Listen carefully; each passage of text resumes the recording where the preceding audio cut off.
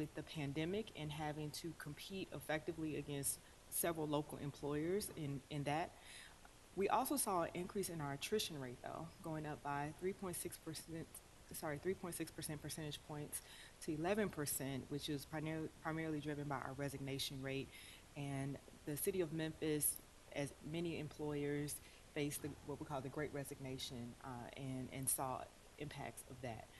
In the particular divisions where we saw that the most, we have retention plans in place, and we have a focus around employee engagement and doing what we can to both recruit effectively, but also retain quality talent as we move forward. No, it does not include contract employees, those that are part-time employees who are on our payroll. Our employer profile has remained relatively the same, although we did see an increase in women year over year. So last year we were at 2.56% women. Now we're up to 26%, which shows that our effort in terms of female recruitment is starting to work, and we are really excited about that. We maintain our numbers related to ethnicity, being a little over 60% African American population.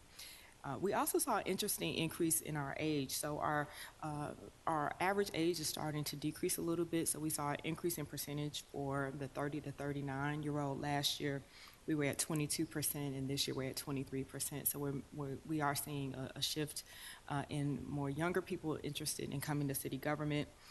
We also saw a slight uptick in our 50 to 59 category from last year as well, which means that we are also tapping into the more senior population a little bit as well.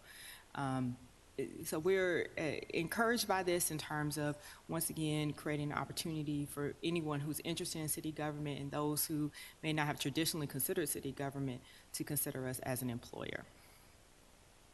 Our average salary continues to remain around $50,000 a year. We did see it skew a little bit higher in that 36 to 50K range, which has to do with us bringing in more entry-level talent. In terms of our pay profile, we often get questions related to the salary increases that we have committed to, and of course in partnership with the City Council as well. And so this is a listing of all of the salary increases that we have done over the last 5 years. And of course, in 2020, we instituted, with your help, the COVID hazard pay to help support our employees during the pandemic.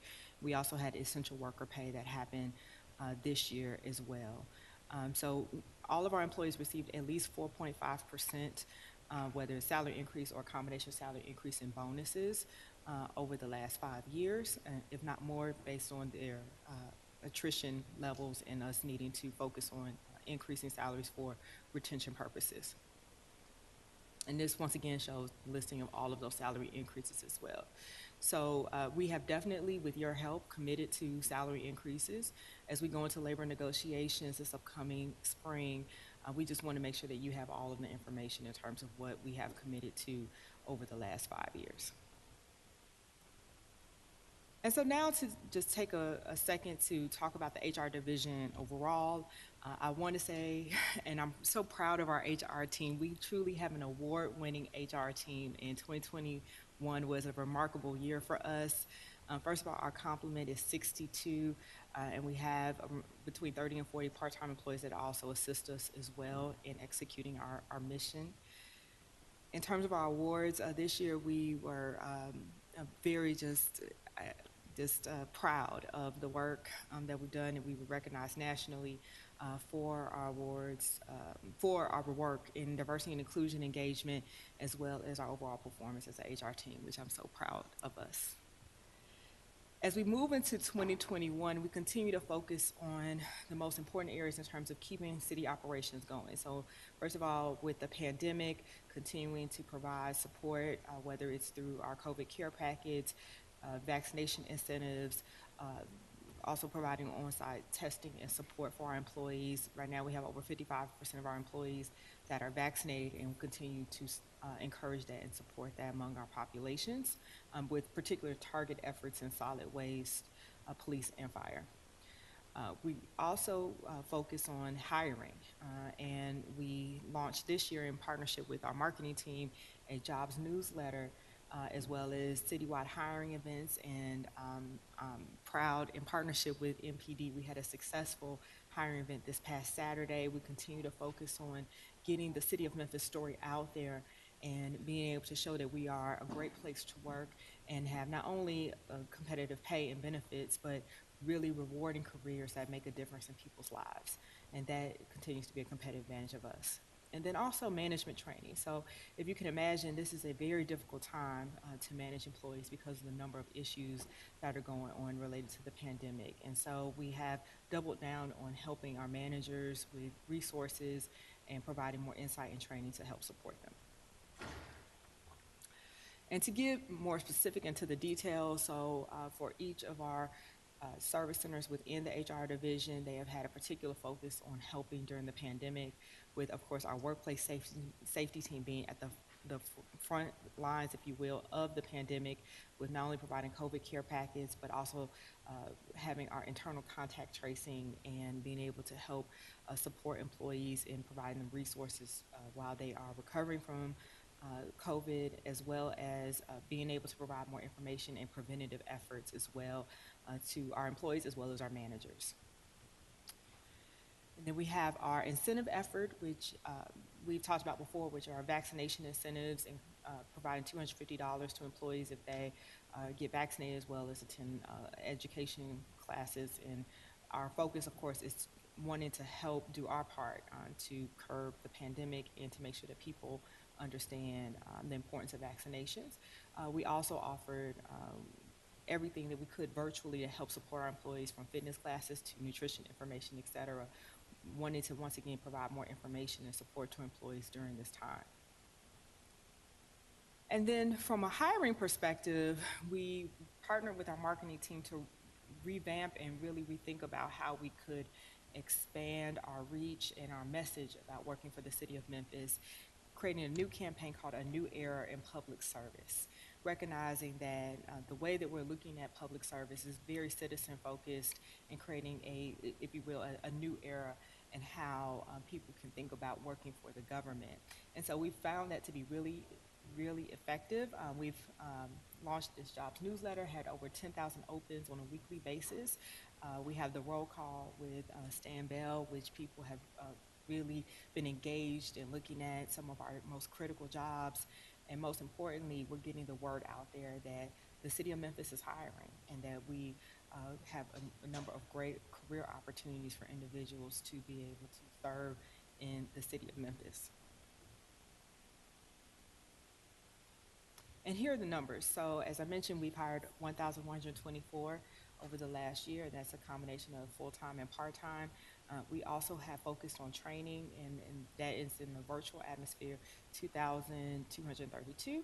And then a new program that we have in partnership with the fire department is our Fire Cadets program, which is similar to the PST program, but for the fire department. And we're very excited about this. We had 10 cadets start last year, and we're looking to expand the program in 2022. And of course, we continue with our Urban Fellows program, providing opportunities for college students to learn more about working in government in the City of Memphis, and expanding our partnerships with important key local partners, Shelby County Schools, University of Memphis, Southwest Manhood University, which is an internal program, and employ, but creating once again opportunities for those who may be hard to employ, but once again creating training and wonderful entryways into a career path here at the city. So staying on track in terms of retention efforts, we have been committed to promotions, and last year MPD was able to promote 311 individuals, and the fire department 70. This year we anticipate essentially the reverse because we'll be going through different processes, but we continue to focus on promotions on a 2-year cycle for both departments in order to make sure that people have opportunity, access to upward mobility within the City of Memphis. And then from a benefits perspective, we are seeing a shift with our plan, moving closer to about 50-50 between the choice plan and select plan. And you know, one of our main focus areas for our healthcare plan is to try to maintain our costs there and be as vigilant as we can to be prudent with the fiscal responsibility with our healthcare plan. So we have been effective in moving. When I first started, it was closer to 60% in the choice, 40% in the select plan, and over time we're starting to see it morph to more 50-50, which helps create more financial stability for the healthcare plan overall. And we'll be sharing, of course, our healthcare plan budget when we come into the upcoming FY23 budget cycle as well. And one of the hallmarks that we're really proud about, when I first got here, there was a lot of discussion about customer service, particularly in our benefits area, and how we could improve that. And so we stood up a call center in our Total Rewards office to focus on improving our first call resolution as well as overall customer service. And we have seen remarkable change by standing up this call center, going from 15 hours in wait time when we first started in 2019 to now getting to 73 seconds in 2021. And I want to commend our Total Rewards team for their efforts in being able to make a difference in improving customer service, particularly with our benefits area, as well as overall HR-related conversations and calls. I would say that, you know, it's still a work in progress. We're still refining this, but making it easier for people to access information and be able to get their questions answered from an HR standpoint overall helps in both our retention efforts and also ease of doing business. So we want to continue to do this and make investments here. And then just some 15 hours, yeah. So we would have issues where people would call and their calls just wouldn't get answered, or the answering service would have delays in giving us information. I know we double checked it. Actually, we triple checked the number to make sure that it was right. So we had a challenge, and we were focused. You know, as any operations, you're focused on trying to fix the issues that are there, and we worked on it, and I'm glad to see the progress. So moving forward, we continue with our wellness program initiatives, everything from our student loan contribution program. We have a little over 500 employees that participate in that, once again helping us proactively pay down student loan debt for our city employees. We also have seen almost $500,000 in people redeeming wellness rewards as well. Continue to incentivize people to be proactive in their health. And we know that that's very important, particularly on the mental health side as well. And just to give you a sense of volume from a compensation benefits standpoint, over 7,000 transactions for our benefits team, over 6,000 transactions for our compensation team. And this is an increase from last year. So we're doing not only higher volume of transactions, but we're also getting more efficient about how we manage and resolve those quickly as well. And our equity, diversity, and inclusion team, so D&I, we've been in the D&I space now since 2016. So I'm proud to say that we started our ED in our office in 2016 and have been really working on how we can improve our diversity and inclusion efforts within the city of Memphis. A few important programs that we put in place that we're continuing to work on is around our employee resource groups, and particularly in the areas for women, Hispanic and Latino, and early in career, and seeking to get more participants in those programs. We also want to support entrepreneurship among our employee base, and so we had our 4th annual small business fair, and we were able to generate our largest profit to date last year. And then we continue to focus on celebrating diversity across the city of Memphis workforce, and looking at different ways that we can cultivate diversity, but also from a recruiting standpoint, focusing on recruiting different underrepresented populations within the city of Memphis. And we have a diversity recruiting lead that we're going to be hiring, or may already have been hired. I think we're in process to work on that in cultivating diversity within the city. So what's the road ahead for us? Hiring. We continue to focus on being competitive in our hiring efforts. across the city of Memphis and offering not only sign-on bonuses, relocation bonuses, particularly for police and fire, and really getting out there to tell the city of Memphis story as effectively as possible. Secondly, making sure that we have a safe workplace and continuing to be vigilant and not only offering vaccinations, but support to City of Memphis employees as we continue through the pandemic and manage through that. And then lastly, we have experienced, as all employers, a sense of fatigue. And so re-engaging and re-recruiting our employees to get them energized and excited as they continue to work and serve our citizens is very important. And we have some very critical efforts related to that. And so that is it. That's the state of where we are. We're hiring, we're recruiting, we're training, and our HR team is doing a fantastic job, and I'm so proud of them and the work that we've done. So now I'm open for any questions. Thank you, Chief Smith. And I also, just to commend you on the work that the HR department has been doing on this past year. We have Councilman Warren in the queue and Councilman Carlisle, and then Councilwoman Johnson. Thank you, Chief, for that presentation.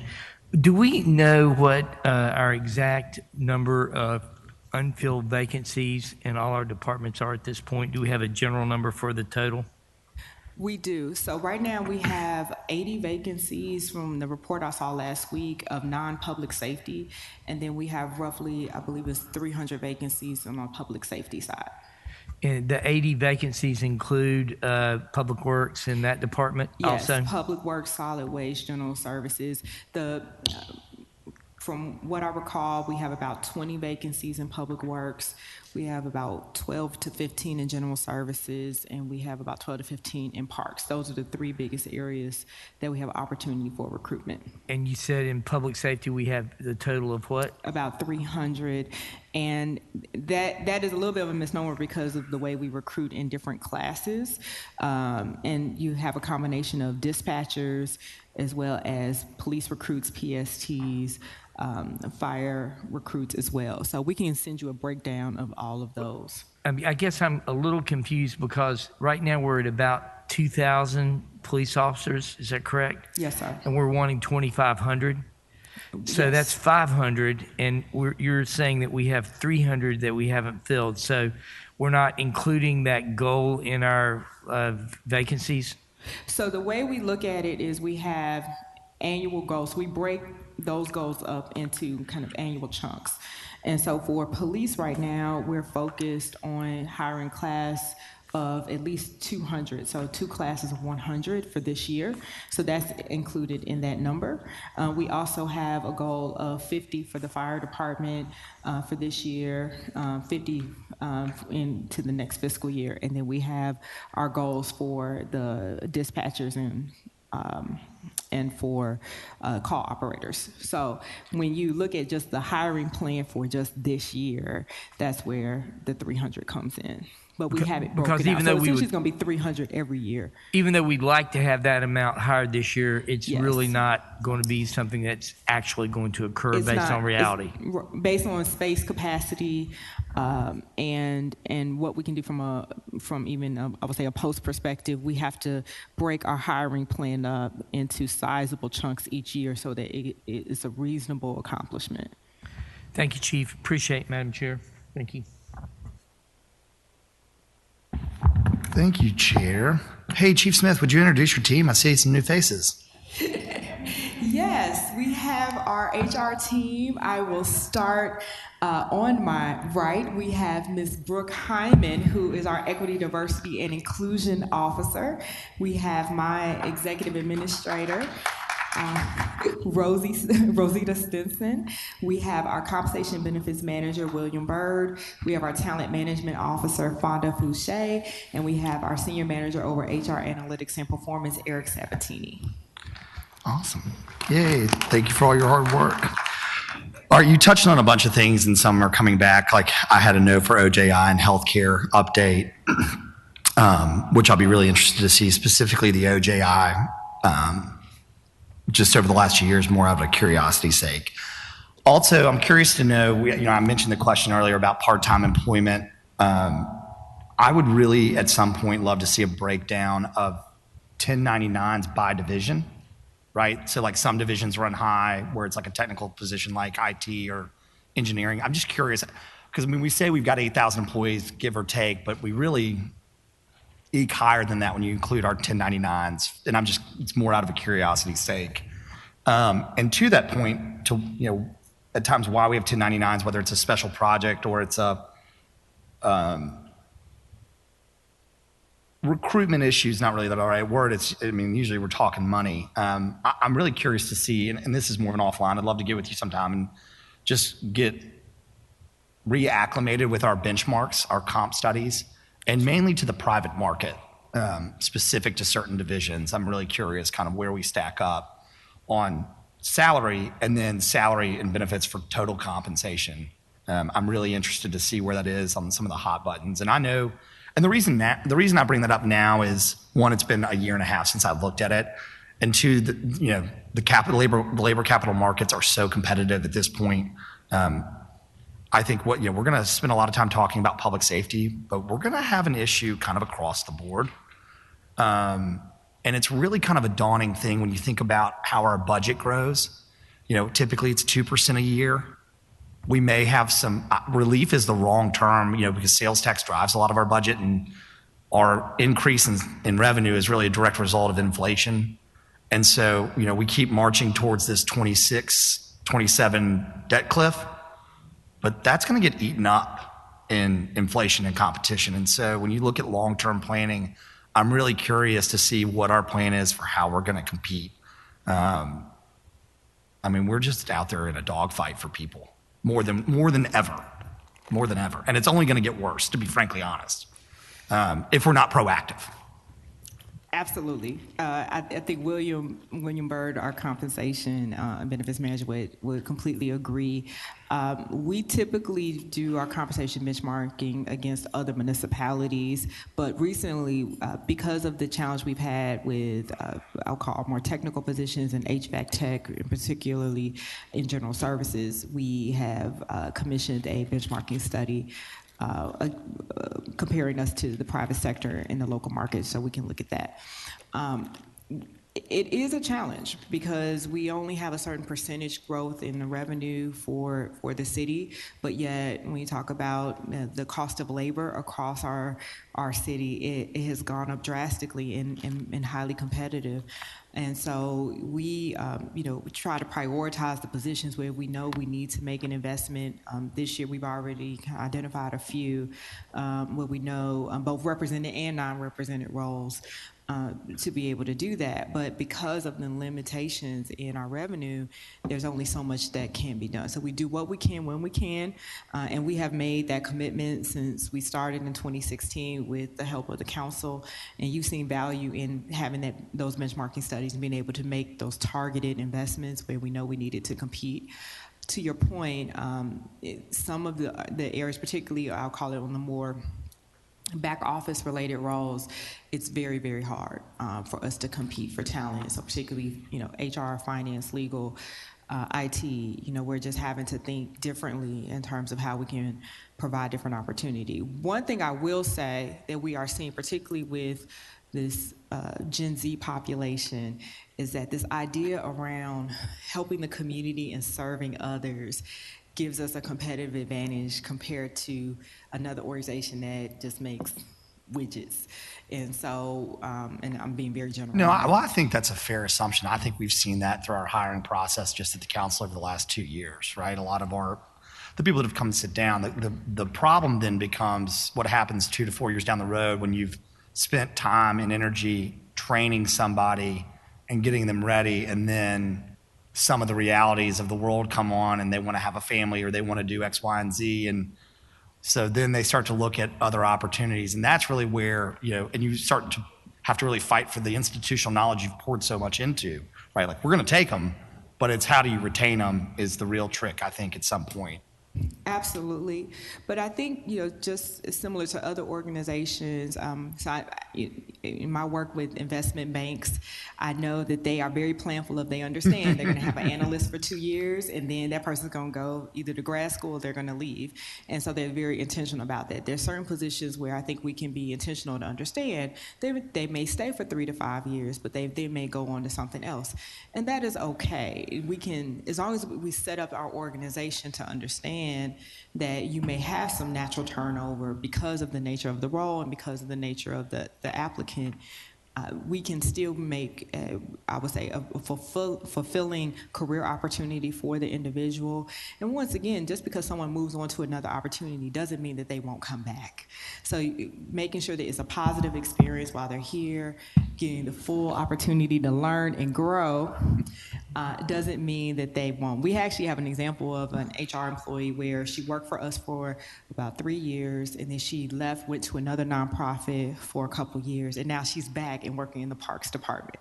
And now her husband works for us. And so, creating an opportunity where people have positive experiences, where they understand that they can serve in a multitude of different capacities and take that knowledge and experience and then being able to share that with others, I think is a valuable thing. So it isn't a mindset shift. No longer are people going to just stay for 25 years. And that leads to a different question in terms of how we look at retirement, because that's a different type of focus. But I think that we can compete, and we have seen that. And so that continues to be our focus as we go into 2022. Yeah, I appreciate that. I think you're spot on. I'm curious to learn more about hot jobs offline. That's something that I'm not super familiar with, I don't think. And so I'd love to learn about that from someone. And then the last thing, I know we're going to talk about it later, but since I've got you here at a high level, what do you think is driving, and you may have mentioned it, but maybe a little more in depth, what do you think is driving people from choice to select, to have that balance? Because typically, there can be all sorts of factors, like, again, your workforce is getting older, they're having families, they want better coverage. I'm just curious if you have just kind of a high-level executive summary of why you think that is driven from 60-40 to 50-50, which seems, 10% doesn't sound like a lot, but it's pretty significant. So one of it is premiums in terms of how there's a price differential between the choice plan and the select plan. I think the second is the flexibility. So we offer an HRA with the select plan, and we give a little bit more, if you will, decision making in terms of how people spend those dollars. And people really are moving into more of a consumeration of healthcare. And so the ability to be able to have more flexibility in terms of how you spend your dollars and having a cheaper premium, I think we've seen some benefit to that over the last few years, in addition to more education. I like that term, consumeration of healthcare. That's interesting. Yeah, that's interesting. Thank you for everything you've done. Congratulations on all the awards, well deserved, and look forward to dusting it up with you guys during impasse season. Yes, we are going to be negotiating with 6 out of the 7 labor associations, so we look forward to having those conversations with all of you. You good? Okay. Please let the record show that Councilwoman Logan, Councilman Smiley are in attendance, and also Councilman Canali. As I was about to repeat what you just said, Councilwoman Johnson and then Councilwoman Logan. Thank you. Good morning. And Ms. Smith, I appreciate all the hard work that you've done this past year along with your staff. You definitely are to be commended for the services that you render to the city. But my concern still relates to contract employees as well in regards to when we decide we're going to use them. I know there's always circumstances when that could occur. How long they stay as far as time period for your contract staff, and how you go about this, how much you actually allow the contract to be the cost for the contract in those situations.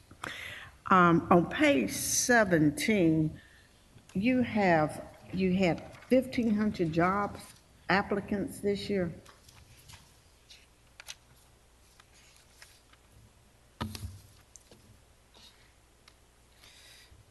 So on page 17, it shows that we hired 1,100, over 1,100 people. Right. 577 full-time, 548 part-time. We had, when we issued our jobs newsletter, we had over 10,000 people that looked at our different opportunities, and we had several people that participated in different events. In terms of overall job openings. No. I'm saying on your 1,500 job applicants. Yes, so over 1,500 people applied for some sort of role with the city of Memphis across our 8 citywide job fairs. Okay, and that is how you actually hired the 1,124 people. Did that include your safety people as well, or is this strictly all non-safety? So this is, remember, that's just for the job fairs. We had even more than that applied Okay, this directly is to what- our website and other events. So Okay. we're just reflecting just for those 8 job fairs that we hosted. We can get you the total number of all applicants for. I was just curious, Yeah. it seemed mighty low in comparison to your other concerns you've shared with us before, how many applicants you have to go through in order to fill your vacancies. So I was trying to say, how do we compare those two? Because when you have up above, you have 1,124 hired, right? Yes. That's for everything, right? That's for everything. But down here, when you placed it together, I was under the impression that you were basing it on this 1,500 applications That- here. The 1,500 is just for those 8 job fairs. Yeah, okay. That we generated 1,500 from that. We can get you, but typically we have over 20,000 applicants. It's we can get you the numbers for 2021.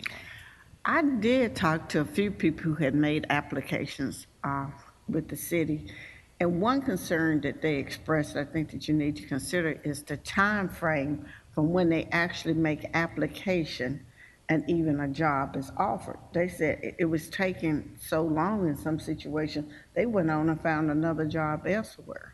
So if it's some way possible, I tried to explain processes, government arrangement, you just can't do things that a private sector can do. But at the same time, there is a considerable amount of time from the time when they make an application and the selection is actually made. So that would be the only recommendation I've heard from talking to the citizens. Absolutely. So we recently actually just revamped our hiring process to help Okay. make it more efficient. Our average time to fill is 75 days, which is pretty good, but we have some positions that take longer, and particularly it has to do with the time it takes for them to interview all the candidates. And so we've gotten much more stringent with our new revamp of the process to make sure that people are interviewing and reviewing applicants in a more expedient fashion so that we can get the offer out faster. So we are working on that. Fantastic. Well, again, thank you for the work that you do, you and your staff, and let's have a good year this year. Absolutely. Thank you. Thank you, Chair. Thank you, Chair. And good morning to all of you. Good morning, Chief. I also want to commend you on all of your accolades and awards. It was so nice to see you and all of your accolades. We appreciate the work that you do.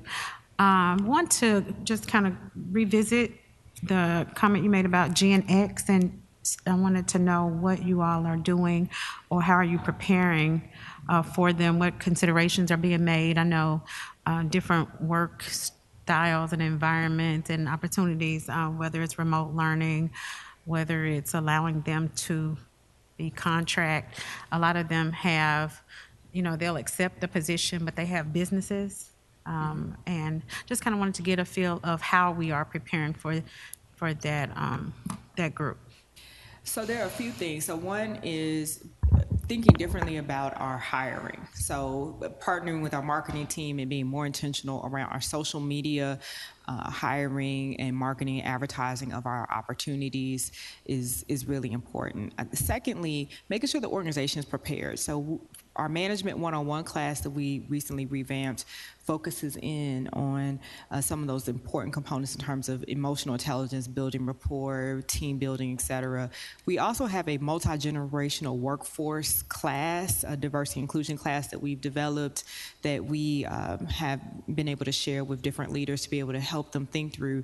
You have, in some cases, in some of our teams, 5 different generations all working together. And so how do you do that effectively? So we have some coursework there. We continue to look for different opportunities.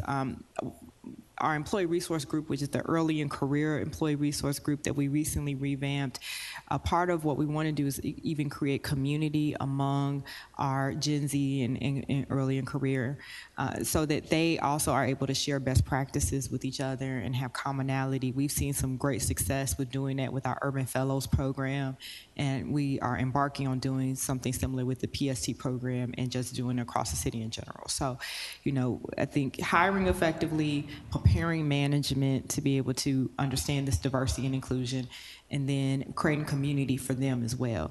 That's our strategy right now, and we do see some positive inclinations that this is working for us. Oh, great. I like that. Do you also allow them to inform that process as well? Yes, so we have, I think, 1 or 2, and Brooke can comment, 1 or 2 committee chairs for the early and career employee resource group that help provide some information to us and feedback to help us with that. Sounds good. I appreciate it. Thank you. I'd be interested in knowing some of that information as well. Sure. Just personal. All right. Thank you. Thank you, Vice Chair. Are there any other council members? Councilman Warren? One other question. On your key hiring partners, is there a reason that we don't have Lemoyne on in that group to where we're actually recruiting out of there? No, actually, we're actually in talks with them. We had talks about 2 years ago related to doing a public safety particular initiative. And we're currently, I think the fire department is having some conversation. No, police department is having some conversation with them as well. We welcome the discussion with them. We just haven't been able to fully execute on a program opportunity just yet. We are in the process of trying to make that happen at this point. Yes. Thank you. That's great. Appreciate it. Great question, Warren. Any other council members? All right. Well, thank you so much, Chief Smith, for your presentation and the work that you're doing and the work that you have cut out ahead of you. You have some great people on your team. It's hard to see y'all from the seat, but you have some great people on your team helping you out. Thank you. Absolutely. I have the best HR team in the country.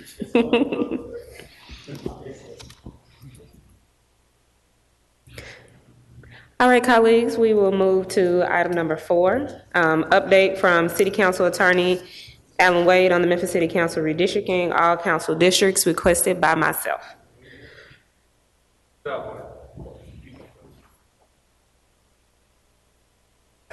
Did you bring me Starbucks?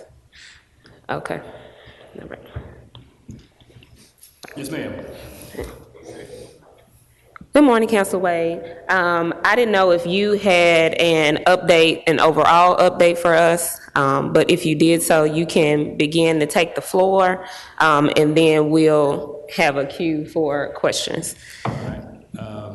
I really don't have an update. As many of you know, the General Assembly completed their redistricting work this past week and sent a bill to the governor. In doing that, they pretty much entrenched Nashville to be Republican now. They moved a few districts around in West Tennessee to really entrench some Republican members of the General Assembly. The Election Commission began to reconfigure all their wards and precincts after the county redistricting, changed the numbering. They were waiting on the General Assembly to determine whether or not any of their precincts would be split by the General Assembly's work, and they're working on tweaking those things now, so I haven't even started and won't even start until all that dust clears. I don't believe in doing busy work and doing things 100 different times because you guys have me doing a lot of other things and I have to prioritize that work. I used to have an excellent member of my team, but she's no longer with us. But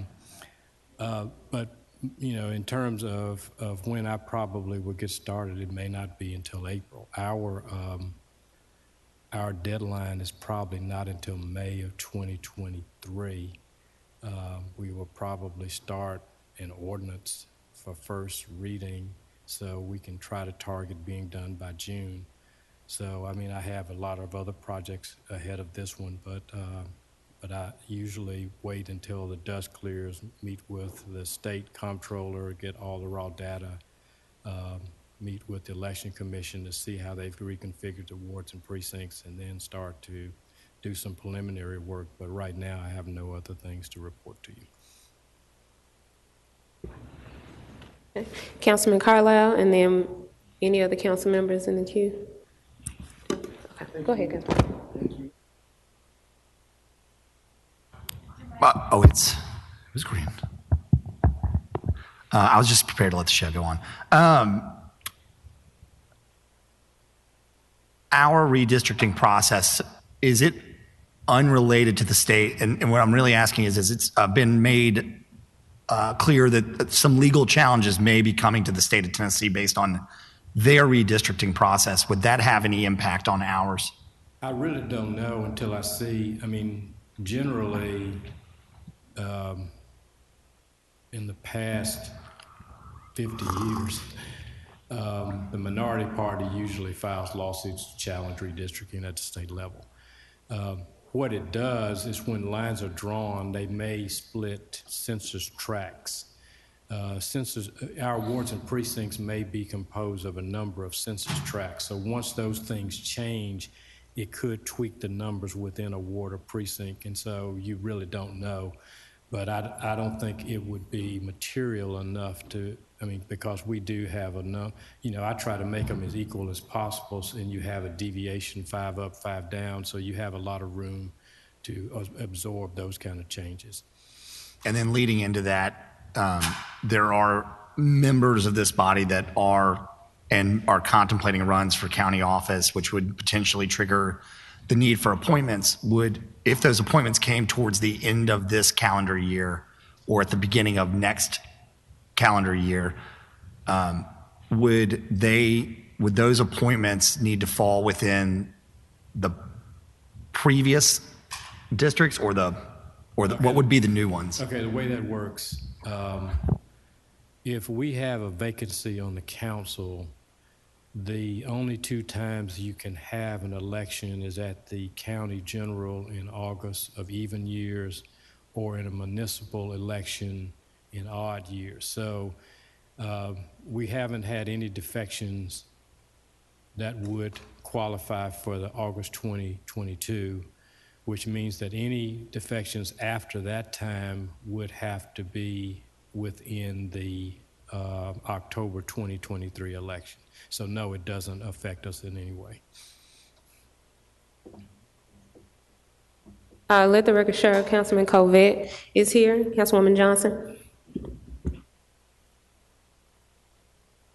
And you said 23rd or something, did you? Technically, we've done it as late as end of June. Okay, well, I'm saying, so is there a particular? May it gives us a cushion in case we have changes. But when is the deadline? The deadline is basically when the election commission has qualifying petitions, which I believe may be 90 days before the election. The election, so we really could get all the way down to November. No, we can't go anymore. Oh, November of what? Huh? This year, which election are we trying to meet? October 2023. Okay, right, okay. So that's more than a year. That's almost, what is this, February? 15 months. 6 plus 12, You said 18 90 months. days before election. So if you go May, you October got 23. That's what I'm May saying. of 2023. Oh, okay, that's what I'm saying. Yes, ma'am. Okay, we thinking the same Yes, way. ma'am. I was May of thinking May 2023, this not year. 2022. Okay, that was my question. Thank you. You welcome. Thank you, Councilwoman. Councilman Warren. Thank you. So we've been getting a lot of emails from people that are interested in this redistricting ad hoc committee that I think is our next item. And I'm just wondering, based on what you just said, it seems like if we're going to be forming that committee, we need to be doing that sometime in the spring of next year or the winter, or do we need to be considering doing something now? Because it sounds like we formed the committee's going to have to wait until all this other stuff gets done on other levels. Am I hearing that correct? Yeah, I mean, I think at the last time we discussed this, Councilman Jones thought it might be better to consider that issue at the end of this year. And then we start 2022 with the committee, if you want to do that. And then that would be more timely. The reason is until we get closer to that time, you know, y'all have me working on a lot of different things, so I cannot pinpoint times when I may have relevant information, but I do know I will start ramping up in earnest at the end of this year. If you had to recommend at a time for us to like bring this committee into existence and to work with you, you'd say November, December, or is that when you're looking? That's what I would suggest. Okay. And then, you know, by that time, I would be able to, I mean, even before that, I may be able to give you some insight as to whether we could start earlier than that. But that seems to be the most efficient way to do it, because otherwise I will not have regular work on this project until that time. All right, thank you very much. I yield back, Madam Chair. Any other council members? Okay. Thank you, Attorney Wade. I had some questions as well. You answered about half of them, which I know you would. You said that, just to clarify, you said that for the election commission qualifying petitions, that determines our due date for our maps? Yes. Okay. So thus far, the only strides that have been taken thus far for redistricting is just paying attention to the General Assembly and how those are going to impact precincts and such? Or? Technically, you know, you touch base with all the relevant parties. And I've done that. I've touched base with the comptroller that has the core data. I'm in constant contact with Mr. Young at the Election Commission, and they revise their precincts frequently. So, I mean, I think you kind of got to let all that sort out. So that's generally the first step. And then from there, I don't do anything until they finish. I mean, there's just no sense in me wasting my time until they get through with their work. And how long does it usually, or what do you project it to be as far as time for them to usually get their process out? I mean, they have to, I mean, they're working now to tweak their wards and precincts, and the comptroller hasn't finished their work until the governor signs the bill. So, I mean, there's nothing, everything's kind of in flux. I mean, the core is there, but the fine details haven't been finalized yet. Okay. I know you mentioned this a while ago, but I just wanted to ask this question for clarity for myself. What are the population requirements for the districts that we have that have to be in our districts? And then do you project any major changes? I know you told us the census data reflected folks moving out of our areas. So just to ask, what are the population requirements, and do you project any changes? Okay, the way it works under federal law, remember this is really an important legal issue because if we don't do it right, the consequences that you could have a failed election, and we spend about $1.5 million a year on those elections. So if you had to do it again, it would kind of be a bad problem. But what you do is you take the total population, and that's not just 18 and over, that's not voter population, that's total population, and you divide that population 7 ways to come as nearly equal as practicable. The federal law gives you a variance level where you can be 5% above the median, and you can be 5% below. The way that I've always done it is try to make them as close to the median as possible. Therefore, when we have redistricting issues, we can usually absorb changes in our population without making significant changes. The reason that's important is because you want to maintain as much as possible stability in your districts so that people aren't moving from 7 to 6 and 5 to 4 every time we have a census a situation. I mean, it's good for you guys, it's good for the politicians because you know the core of your district, you know who your constituents are, you have worked hard to interact with them, and so you don't want a whole lot of erratic changes in those things. So you want to go 7 districts being as nearly equal as possible. You have 2 super districts, you want them to be the same way. They're about half of the population and they go up half, 5 below, 5 below. But ours don't vary that much. They're probably within less than 1% above or below. Okay, that's super helpful. Also, you said that we may be due in May, we may be due in June 2023, and this is an ordinance, so it needs 3 readings.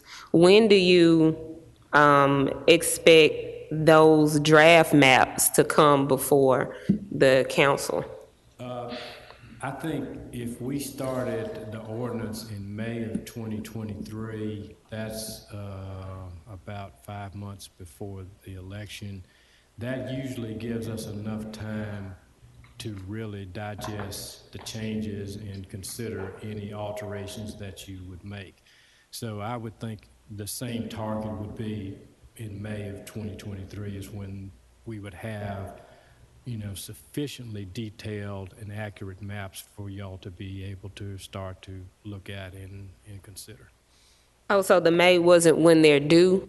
The May is when we would start looking at them? We would target trying to be done by the middle or end of June. Now, if I can start earlier, I will start the process earlier. But like I said, I won't know until the end of this year. And then if we're not going to make a whole lot of changes, I can probably put some maps before you in the first quarter of 2023. And you said the end of the year because of General Assembly and the Election Commission? Right. If you look at the Election Commission, I don't even think they started until the middle of this year. I mean, not even then, maybe September. So they probably started about the same time we would start. Okay. And last question, and then Councilwoman Johnson is also on the queue. I know you mentioned that you have a lot of other things that you're working on. Are you going to be in need of assistance for this process, or do you need another entity, or are you going to be able to give this its full due? Because you keep saying you got a lot going on. I don't think I've missed a deadline in 20 years. So I'm talking about looking forward. I can handle it. You should, okay. I think I have enough knowledge and expertise and systems in place to handle it. Okay, just checking. Not with the knowledge, but you said the load, so I wanted to make sure. Around here than that one. All right, Councilwoman Johnson.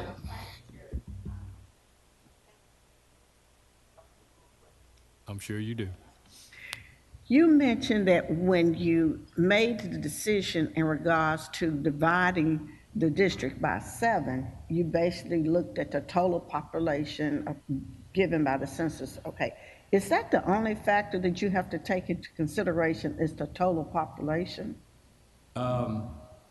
No, under the federal law, you have to look at how contiguous the precincts are, how compact they are, but that's all been done structurally when the voters decided to establish our system of 7 single-member districts and 2 super districts.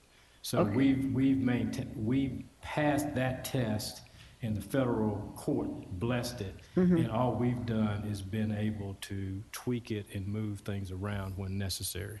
Okay, so that document is available for me to read, anybody else who would want to read, to understand the factors that were considered. Because see, apparently it was done years ago. And 95. Okay, so maybe we could look at that and make sure nothing has changed. Has that been reviewed to make sure whatever those You mean the considerations? legal principles? It's not the legal principle, it's who's in the precincts. I mean, I don't know what factors are all considered in that situation. Well, You said you met those obligations. structurally, we divided the city into 7 single-member districts in 1995. You assigned wards and precincts to those districts at that time, Based on what? based on federal law, litigation, Justice Department approval. Okay, but were there any consent guidelines? decree. Were there any guidelines at that time? What were the By the factors? Supreme Court has established Okay. guidelines. Okay, so And I can give you a whole lot of cases to read if you want to read them. I just want to know the basic, what was considered. I don't believe it was just the number of people. You don't have to look at anything. You said geographically, I guess, how close the precincts are to each other. What are the considerations is what I'm asking for. Those are the considerations. And that you don't have, I'd just like to know what they were when they were established, so we can talk about that later, yes, okay? ma'am. Yes, ma'am. Now, you said at the end of June, we need to be finished next year. When you said finished, you mean all the voting has taken place as well? All the ordinance would have had to been Yes, in ma'am. place? So we probably need to actually back up for a committee far before that June, and maybe, like I said, I back in said May, January. we would start in May. Yeah, but I mean, if she wants ad hoc committee, it needs to be probably started back in January, February. And that's what I just said earlier. Okay, I just wanted to make clarity for you, okay, for me Maybe I at wasn't least. clear, but I thought that's what I said. Now, you said the end of June, you said a lot today, so I'm just saying, I'm back and track. End of June, everything needs to be finished. Okay, thank you. You're welcome. Thank you, Chair. Thank you, Councilwoman Johnson. Thank you, Attorney Wade, for being here to give us this update today. I think we got a lot of things answered.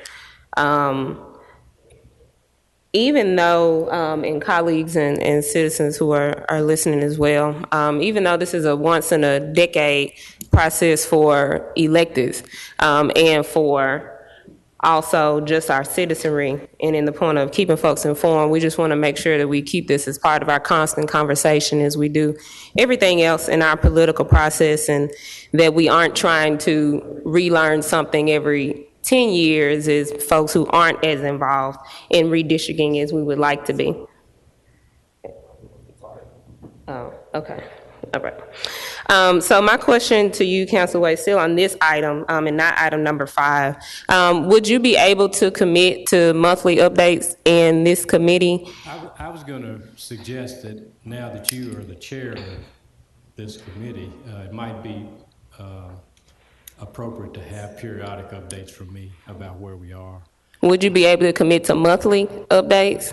I'll do my best, yes. I mean, of course I can, and I can tell you no progress, or I can bring you up to date on where I am.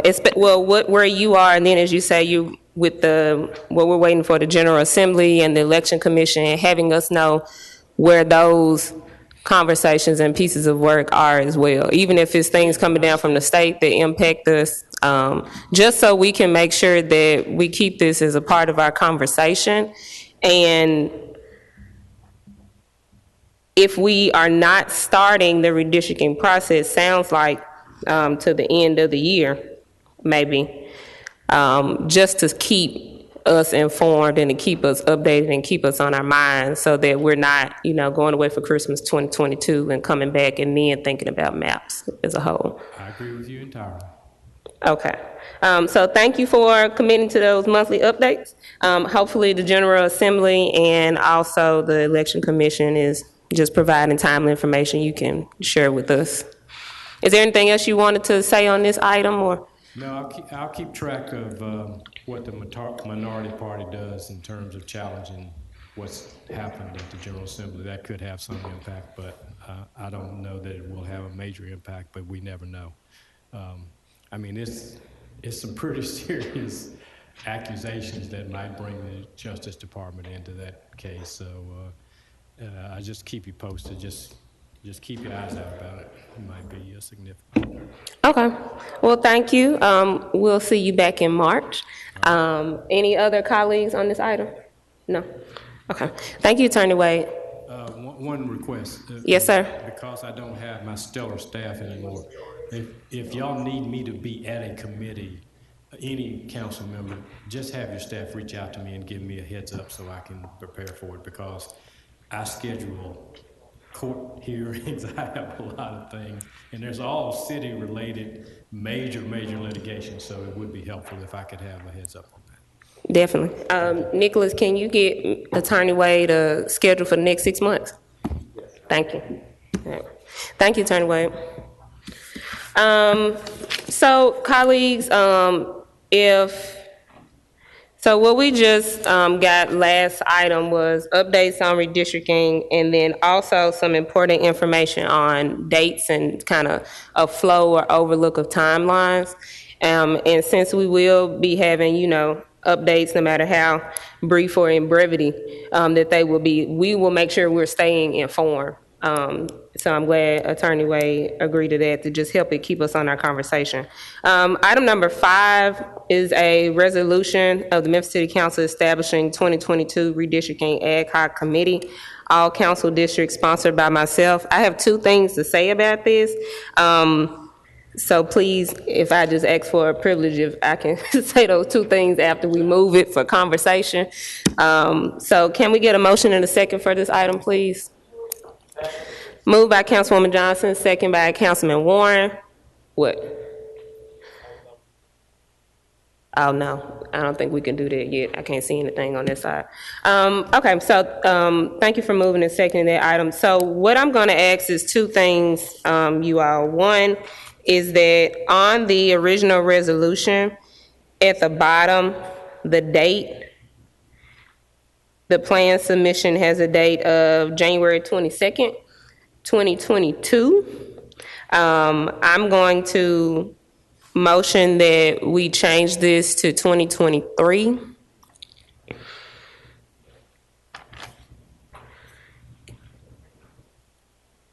Without objection.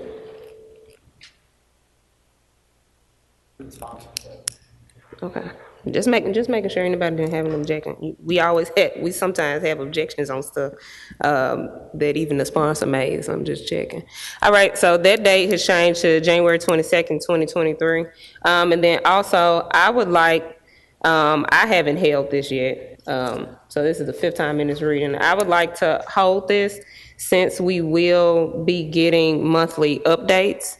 And I won't put a date for when I'm bringing it back, but sometime along, just depends on what Attorney Wade said we're getting from the General Assembly and the Election Commission, so that we can still tend to be close to our date for 2023. Might I suggest firm date? Just hold it for take 2 months. Okay. Just so that there's a date set. Do you have to set a date when you hold it? Just say first meeting in March, second meeting in March, first meeting in April. You have to give them August for hold. Okay. You can hold it. Yeah. So let's hold this to August. First meeting in August. First meeting in August 2022. Without objection. Without objection. So Are you waiving? Canali? No. Oh, okay.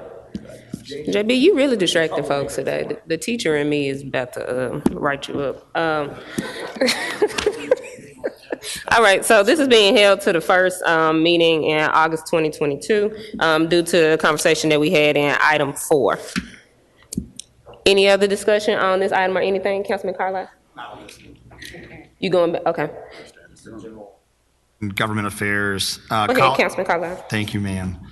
Colleagues, I'm excited to inform you that I have been given the opportunity by the Speaker of the House of the State of Tennessee General Assembly to represent Shelby County on the TASSER on the Tennessee Advisory Committee for Intergovernmental Relations.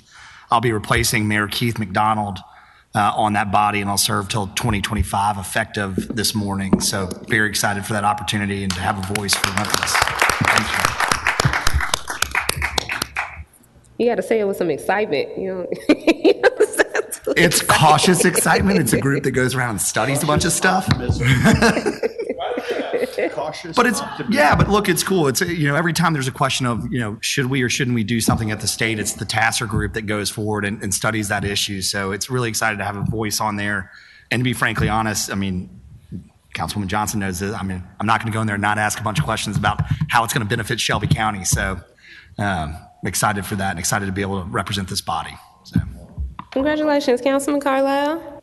Great to have somebody up there knowledgeable and willing to bring some information back to the folks.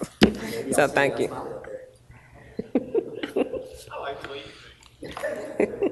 Not if you don't get wrote up first. Any other members have anything to bring up in this committee? All right, we stand in adjournment. There's no gavel here.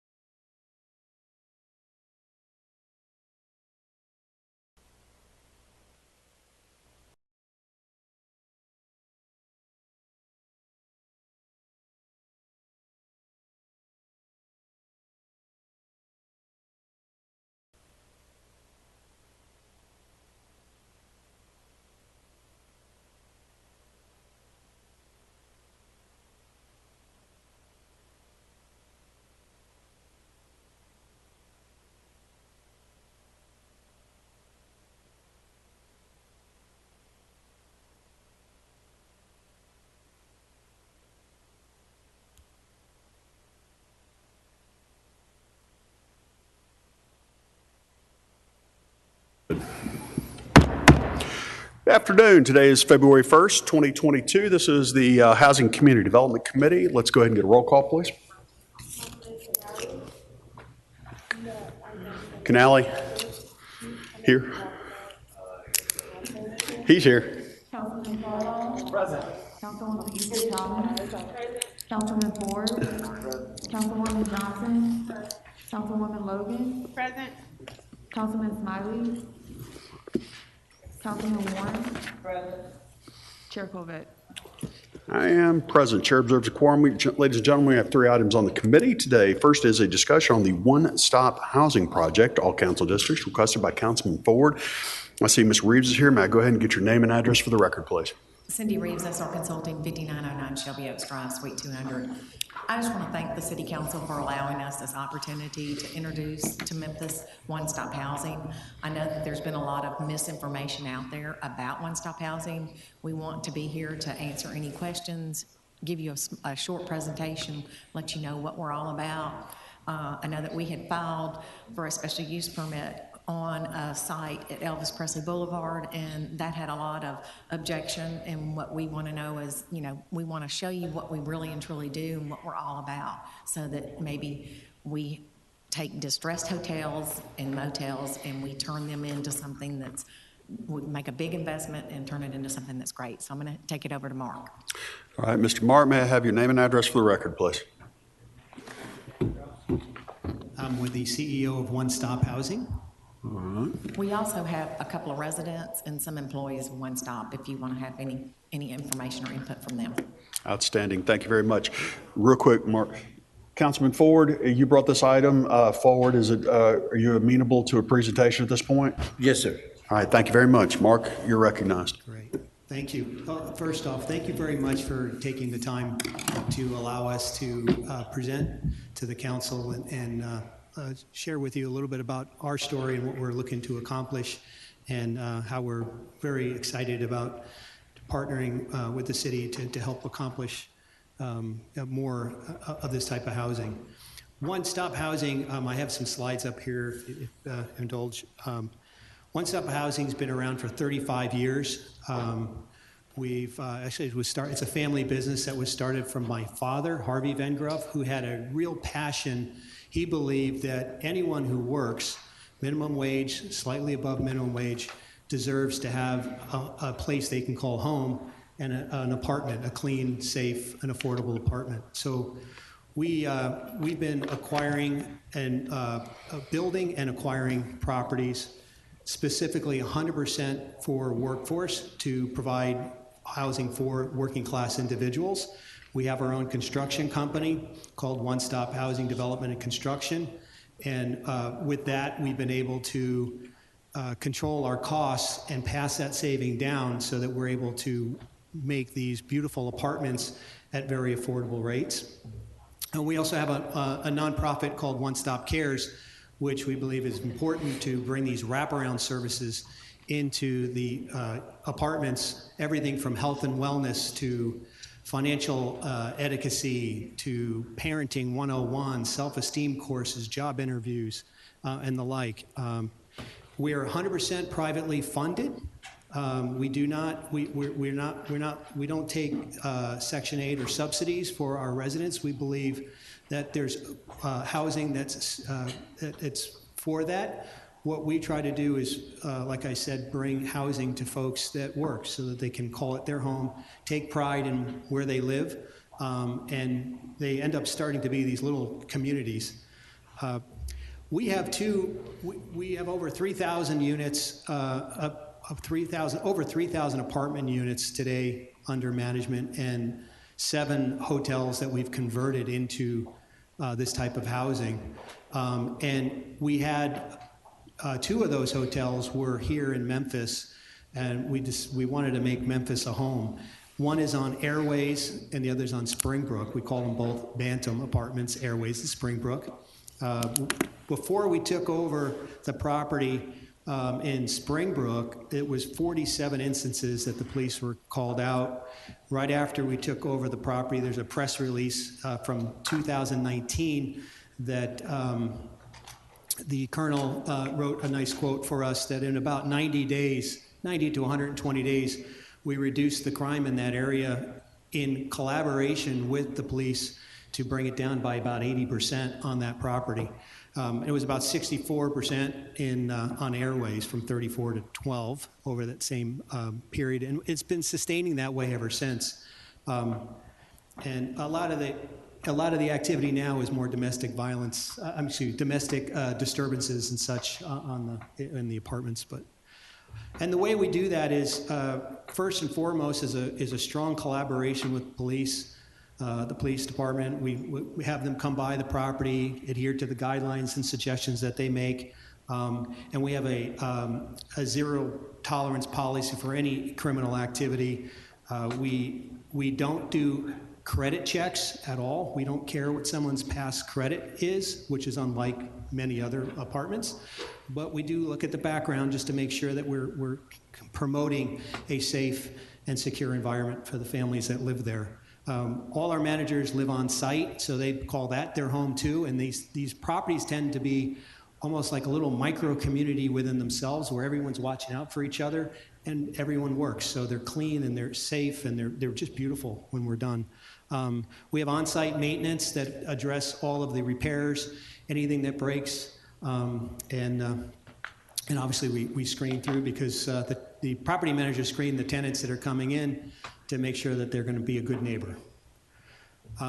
One of the other remarkable things that has happened during this, and here not only in Memphis but across our portfolio, is we find that we actually have an average increase in the property values once we come in and renovate them by anywhere between 2 to 2.5 times what we purchased the property for. So and we are a buy and hold. We're not a buy and flip. This is a very philanthropic mission, but just for the nearby community, they end up really benefiting from cleaning up these properties and investing heavily.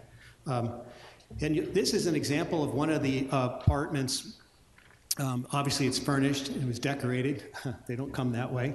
But we go in when we take a property, especially a hotel, we gut it all the way down to the cinder block. We replace all of the plumbing, all of the electric.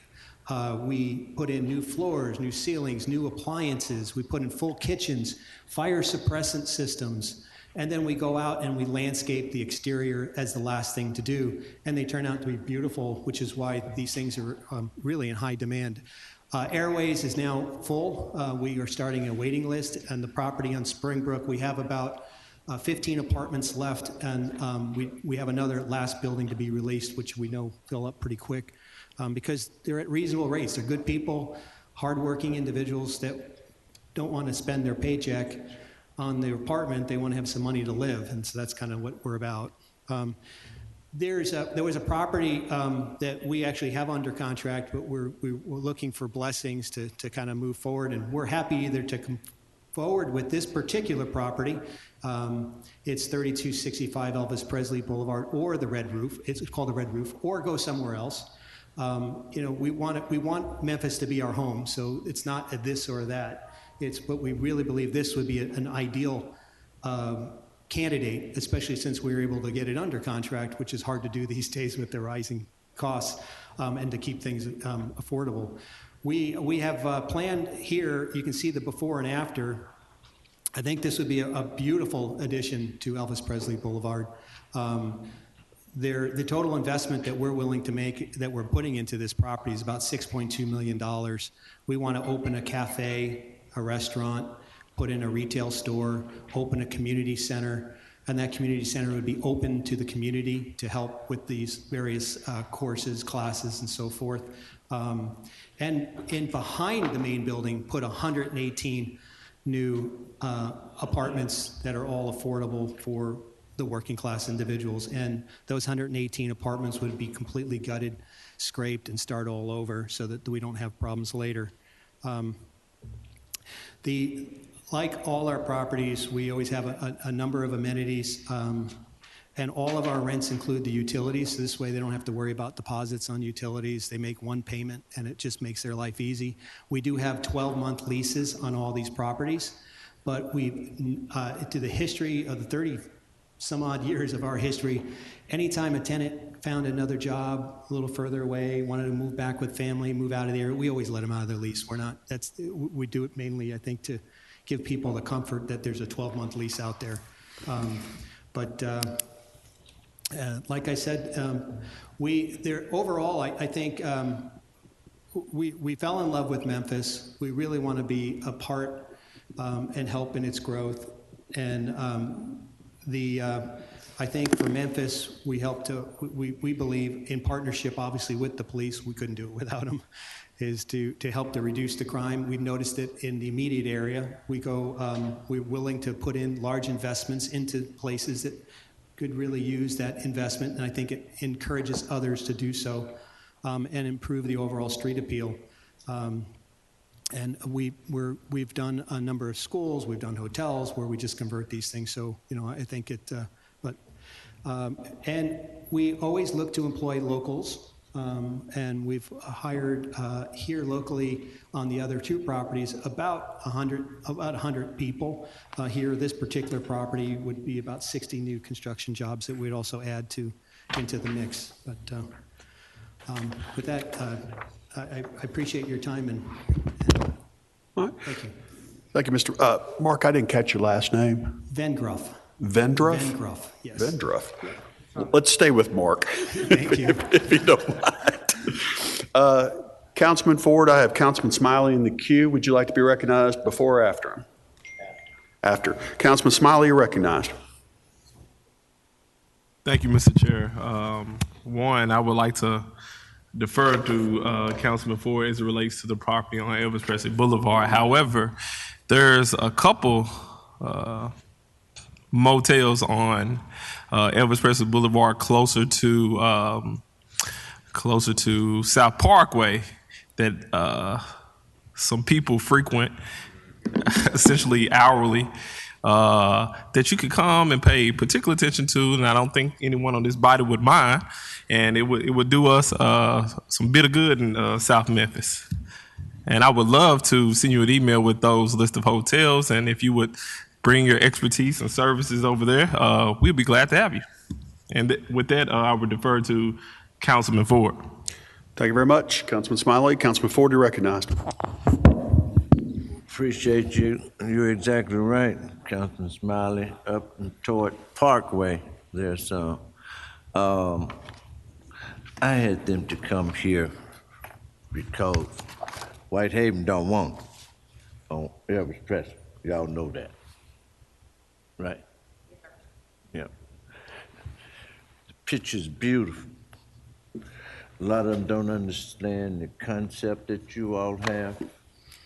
Okay, I know you're on Airways, good spot.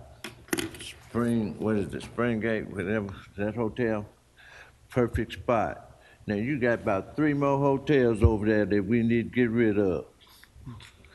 Be the perfect thing for you all. You know, that Red Roof Inn, Elvis Presley Boulevard, you got neighbors, everybody kind of, that's Elvis Presley Boulevard, okay? Yeah, but you got so many other surrounding areas right in there. You know, coming off the interstate at Brooks Road, all the rest, where your other hotel is that you all have changed, okay? We want to keep you here in Memphis, but there's a lot of good spots. That's why I wanted y'all to come to see what's going on. People need nice places to stay, affordable places, and this concept is very nice. And I want to commend you on that. Forget about that Red Roof Inn, though. That ain't gonna work because of where it is, okay? If y'all want to stay here, everything, turn it into a real nice hotel. What took that hotel down was one thing, and Ms. Johnson, you probably remember it. Very nice hotel. The problem was they took the winding staircase out. When they took it out, it was over for that particular hotel, okay? I passed by. Nobody's in that hotel, is it? Y'all, you know, I hate to be, disappointment for that spot. But like I said, we still got quite a few others. And then, hey, I want to get with y'all where, hey, Whitehaven, some of these other areas, you can go to some of the meetings and tell them about y'all's concept too, okay? Because we do want to keep you all here in Memphis. And there's a lot of places all the council members probably can let you know, okay, what we can kind of do, okay? Appreciate it, that's all. Thank you very much. Are there any other council members seeking recognition? Councilman Carlisle, you're recognized. Thank you. Oh, hang on. Hold up. Mosey on back, my man. Mark, talking to you. Mark, Mr. Vengroff? what Frank said. Thank you. Define workforce housing for me as it relates to your tenant profile. Thank you. I appreciate that. I want to just address something about, I'll answer that question first. Our tenant profile are, I'd say 80 to 85% of our tenants are all working individuals that work at FedEx, Amazon, they work in the fulfillment center, they work in the hospitality industry. About 5% of our tenants tend to be those that are disabled on very limited income that aren't working, and the other 10%, approximately 8 to 10%, depending on the property, are retirees on Social Security that just don't have a lot of options. And so, but for the most part, it's individuals that are working. You go by the property, you don't see a lot of cars, you don't see garbage outside, you don't see people loitering because they're at work. That's basically the profile. It's very, very difficult. The challenge that we're faced with is Hold on, property values. let me hang tight. Don't pivot sure. off that yet. So that's a I would call it qualitative. Hang tight. We don't need to do the whole, I know what you want to do. Just hold on.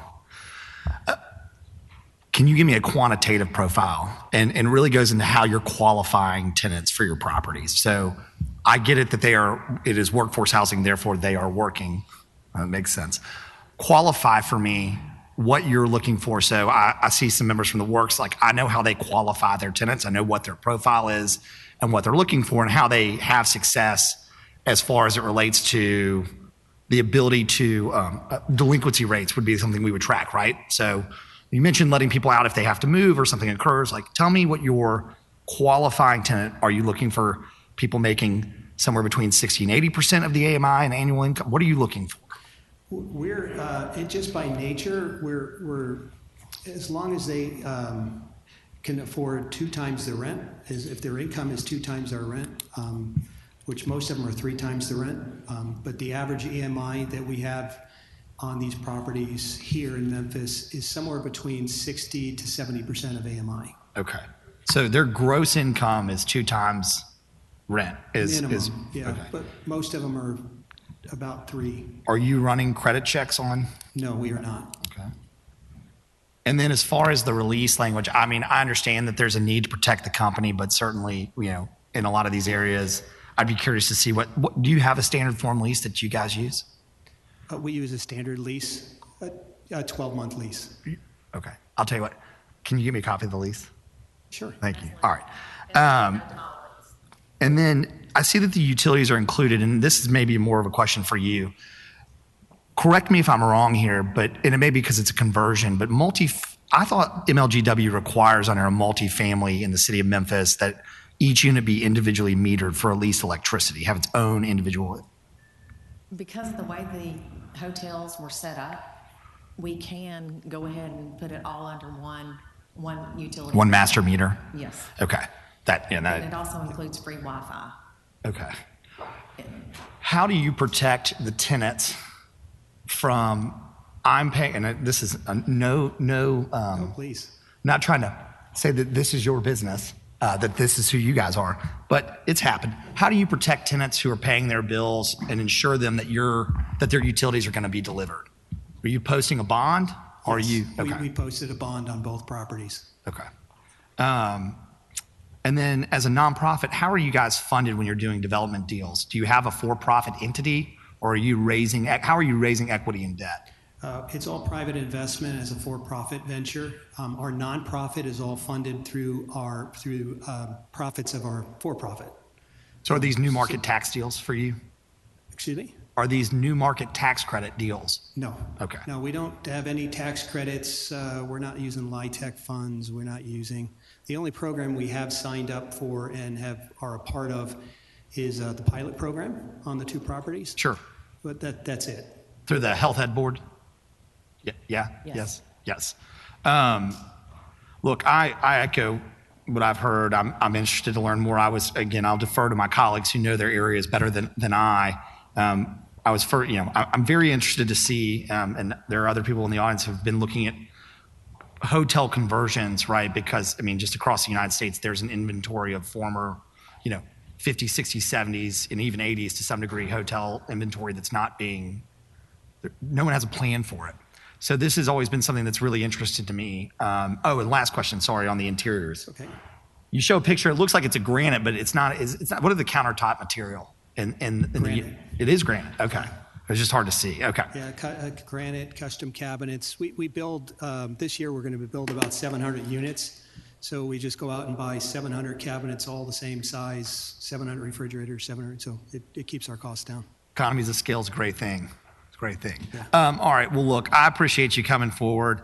Memphis is prime for, I think, something like this because there are areas in which they have ready sites if you can get control of them, which is always kind of a problem too. But there is certainly a long inventory and along areas in which we do have, the availability of transit for workforce. And that's something also that, I'm really kind of excited to see, especially in your district with the on-demand, right? You can't have workforce housing if you don't have a way to get into work. So I appreciate you. Thanks. And thanks for coming. Thank you. All right. Thank you, Councilman Carlisle. Seeing no other members in the queue. All right, Mr. Vengroff, I appreciate your time. Y'all, we're kind of a little tight on time, but sir, may I have your name and address? I'm with Mark Vengroff, China Smith. All right, Mr. Smith. If I'm not mistaken, so one-stop housing, we've been, like I said, we've been around a long time, and we're making a difference in people's lives. And my question I was asking the gentleman was asking about, saying about Elvis. Well, our track record speaks very high, it speaks for itself, and you guys might not understand, but willing to learn what we're doing, making a difference in people's lives. When you see, I've been with One Stop Housing for over 7 years, 8 years. Been with the family for over 20 years, and we're taking people from off the streets. We're creating a job, creating opportunities for everyone. That's an amazing thing, and we need Memphis. Needs more of that, I think, and we're here to stay. We want to be a part. We want to make this happen. We want to come together and continue to make a difference. And I think it's needed because people are struggling right now. People have nowhere to go. They need somewhere to stay. They need an affordable place. They need to feel good about themselves. They need to say, hey, I can work. I can do the right thing. And regardless of my background, I'm making a change. I'm making a difference. And one-stop housing provides an opportunity for me. That's big.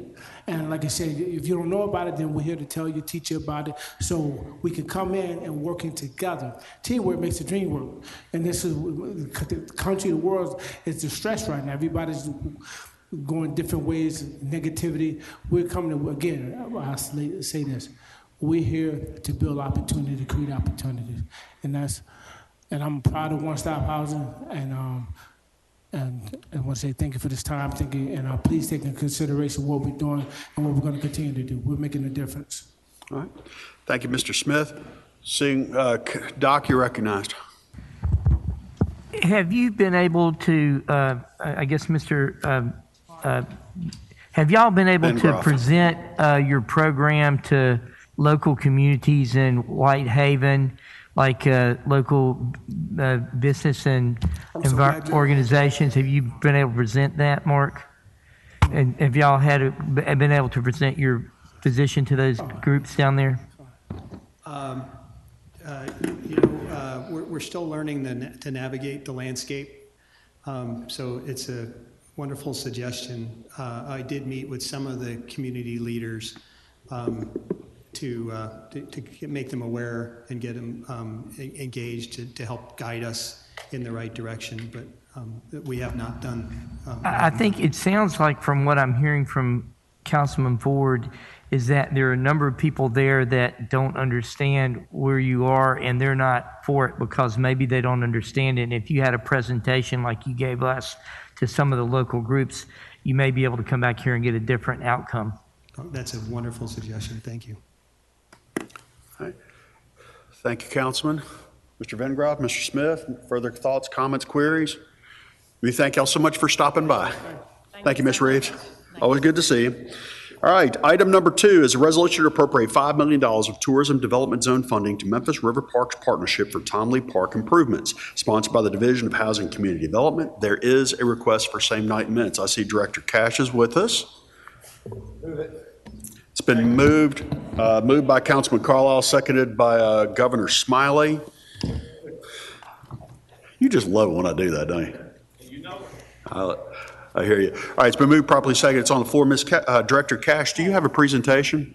I don't have a presentation for this. Good morning, Chair. Can you repeat yourself? I didn't hear what you said. I'm sorry. Do you have a presentation to get us started? I don't have a presentation for this item, but I do have a couple of remarks. Please do. All right. So this is a resolution to allocate additional $5 million. Let me see. Sorry, get myself together. This is the second installment of $5 million. It completes the city's commitment of $10 million to Memphis River Parks. This phase of the project is for program management, design, and construction of Tom Lee Park improvements. We are using ARPA funding just due to lost tourism development zone funding revenue, due to the pandemic, and it will be coming from revenue replacement. And that is all I have. Any questions? Thank you very much, Director. Council Lady Johnson, you're recognized. Thank you, Chair. That was the answer to my question. Where was it coming from? Okay, thank you. All right. Council Lady Johnson, seeing any other members in the queue? Nobody wishing? All right. All those in favor? I'm sorry, I apologize.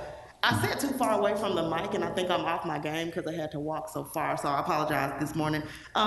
We do request same night minutes for this. Thank you. Got that in there. I have a motion on the table, valid, seconded. No other members seeking recognition. I assume you're ready to vote. All those in favor sending this with a positive recommendation upstairs, downstairs right here in full council, signify by saying aye. Aye. Opposed, same rights and privileges. Seeing none, it's unanimous. Goes forward with positive recommendation, and again, reminder, same night minutes. Thank you very much. Item number 3 is an update and recommendations on council appropriated ARPA funding for affordable housing and grant loan program for housing community development, all council districts, requested by Councilman Colvett. Colleagues, I brought this back because I thought we were running a little short on time last time, so I wanted any other members, if you had any further thoughts or questions. I join you in being very excited. Any council member seeking recognition? Council Lady Johnson, you're recognized. Let me make sure I'm understanding the process. I think I remember, Ms. Cash, you told us we had funding that was going, like 1.5 was going to Habitat for Humanity. You have funding going to the works. Okay, that is a separate pot of money from the money that that we're allocating for home repair. We had a $5 million allocation. I want to make sure we still have the home repair money of that amount still intact. Thank you, Chair and Councilwoman. Yes, I can confirm. So we've got $5 million set aside specifically for home repair funding. And then this slide is the same one I showed last time with an increase for Share the Pennies. We've got Share the Pennies at $500,000 now. And then, of course, we talked about already them requesting the additional $500 from the trust fund. But yes, there's a total of $5 million for home repair funding as previously discussed with council. I had one other question too from last week. I mentioned, how would you make the selection process go through for the new homes? That's a great question as well. For these home repair funds and for new construction, which is not included in this $5 million, it's an open application process. And so we would encourage and request, and I think some council members have already been doing this, that y'all reach out to your constituents and let them know that these programs are available. But the different agencies, essentially, that individuals would complete an application. Usually they contact our office first. We route them to the appropriate place, whether it's Habitat, the Works, whether it's Share the Pennies, or we are doing the work internally related to lead or weatherization. But it's available for all. People have not been already, people are not pre-selected. There's not. So there's not a waiting list for the Works or for Habitat? No, ma'am, there's not. And matter of Okay. fact, Habitat just opened their application portal last week, and so once they receive funding, they'll be able to open again and accept new applications. Okay, I appreciate it. Thank you so much. All right, thank you, Council Lady Johnson. Council Lady Logan is in the queue, we recognize, and then Councilman Ford. Thank you, Chair, and thank you for the presentation and for bringing this back. I want to make sure that all of these areas here, all of the organizations that are distributing funds, anywhere, any citizen anywhere in the city can apply for these. They don't have to live in a particular area like South or Whitehaven or North. You can live anywhere and receive funding from any of these organizations. Is that correct? That is correct, yes, ma'am. Okay, great. And I just wanted to make certain we did talk, and this, I'm like Councilwoman Johnson, just making sure that this has nothing to do with the other allocations, such as the Hospitality Hub North. That is a separate pot of funding. Okay, great, thank you. Are you back? All right, thank you, Council Lady Logan. Councilman Ford, you're recognized. Thank you. I don't have a problem with Works, Habitat, or any one of these people, if y'all gonna distribute money. But now, I'm gonna get on Habitat's butt right now, okay? Okay. This is not the first time, second time, or third time one of my constituents has called and tried to get some help, and they talk crazy to them, told them they need to go find a job and don't call back here no more. Okay? But if that's how they feel about my constituents and everybody else's constituents, we need to move that money away from them, okay? Because I constantly hear that. And that's not a good thing. They could be at least nice to these people if they don't get no help. You know, I kind of liked Habitat, but they're making me fall out of liking them again, okay? But like I said, this is not the first time, second time, third time, and so on, that I've gotten complaints of how they really talk to people, okay? Yeah, so Thank you for sharing that information, and that's, excuse me, certainly unfortunate to hear. I've had some really great conversations with their executive director, but we'll follow up and just, confirm that, especially if you're receiving city funds, you treat people with respect, dignity, and make sure that that's coming through the program. So I appreciate you sharing that, Councilman Ford. Because, hey, because I don't want to keep calling me and telling me about them and how they speak to them. I'm not sure if any other council member got some of theirs, but this is what's been happening, okay? But if it keep on happening, we need to pull any monies away from them that come from the city, because just because they have the money, it looks bad coming from the city, because everybody look at it's the city, not Habitat or nobody else. So that's why I said at least give these people, and I hope they're listening. You know, anybody that the city is giving money to help someone, hey, be kind to these people, if they get the help or not, okay? Thank you, and I know you can handle that for me. Yes, sir. I appreciate you very much. Thank you. All right, thank you, Councilman Ford. Council Lady Easter Thomas, then Councilman Carlisle. Thank you, Chair. This is a follow-up from Councilwoman Logan's and Johnson's question. Just because we have a lot of citizens asking us, as Councilman Ford said, for those entities that were on the screen who are receiving funding for home repair, is this funding going towards individuals already on a list prior to ARPA funds being dispersed? Or are these funds going to be able to help if new people call and try to get added on that list for home repair? Yeah, so these funds do not have, they do not have waiting lists associated with them. These will be new funds, new existing programs, but new funds into those programs, and so there will be a new application process just this, similar, making sure people meet the requirements for income, eligibility, age, if it's seniors. But there's not a waiting list of people pre-ARPA funding that that are applying for these, that are basically in queue, I guess I should say, for these funds. Okay, because just trying to see, because, you know, if we say to our constituents, yeah, we just allocated $5 million for home repair, but then all the money goes towards, you know, if it's been a waiting list for 2-3 years, which is good. We want to make sure we get those folks off the list too, but not good if our folks call and then they're not able to be added to that. So is there a way that the Works and Habitat can confirm of this, or no?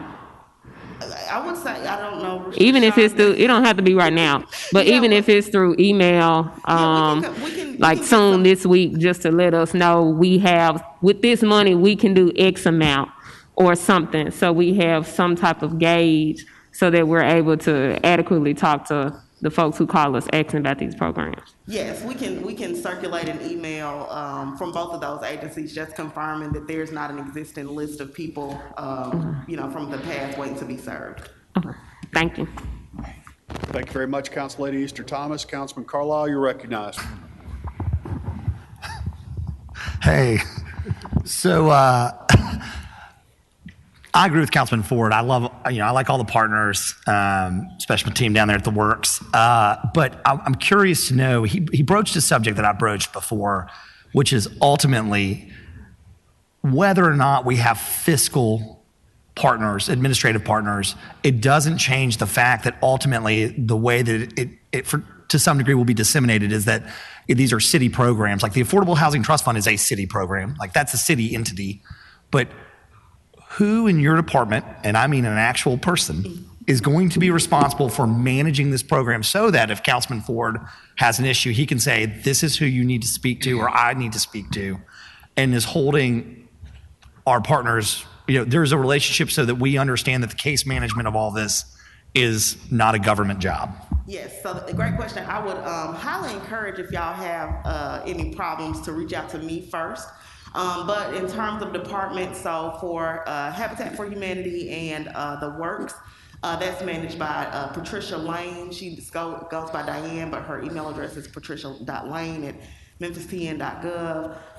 The Share the Pennies, there's already an existing relationship with our weatherization department, and that is Chad Bowman, who manages that, and he's working right now with that vendor in that process. So those would be the points of contact. And usually what happens when I get an email from council or anybody about somebody who needs home repair, I send them directly to Chad and say, how can we assist?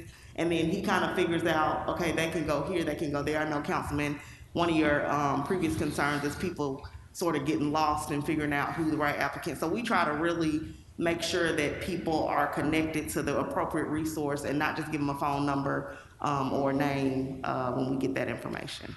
That's very helpful. The other thing that I just want to go ahead and get out there on the record too is some organizations may move faster than others. The need is great and the need is now. And I would like us to be agile, nimble, and I'll just continue on with synonyms, and flexible, that if somebody runs out of money before somebody else can get to their bag of money, that we are, and this body is open to shifting that around. There's no reason to wait 3 years for somebody to expend funds when another organization was able to expend those funds in the first year, right? So my ask of your department would be to monitor that. And if there's an organization that's on our list as a fiscal agent and they say don't have a need for 24 months, that we rearrange how we're appropriating and allocating those dollars so that we can get the money out the door where it's needed most. Yes, sir, that's a great point. And I'm just looking at the numbers. The majority of these contracts are broken up by years, and so we can certainly do that before the year, but we don't disperse all the funds at once. So we will certainly have that flexibility to make sure groups that are moving faster, more efficient, are able to spend the money. We don't want to be left with any dollars and want to make sure we serve our community. Sure, and I understand, and I know Chief Ford has spent a significant amount of time earmarking the cash flow so that the money's actually there, and that we also, you know, we can encumber it and we have a date to encumber it by and a date to spend it by. But this bucket of money in particular, again, the need is great, and I'll take it in more in my world is the longer we wait, the more expensive everything is going to get to. So a $5,000 job today in 2 years could be an $8,000 to $10,000 job. And so that's another reason why, as best we can, to try to move as quickly as we can. Right. Time's not on our side. So thank you so much. Thank you for all the hard work in putting this together. Thank you. All right, thank you very much, Councilman Carl. I'll see no other members in the queue. Thank you so much for the update. There being no further business for this committee, we stand adjourned.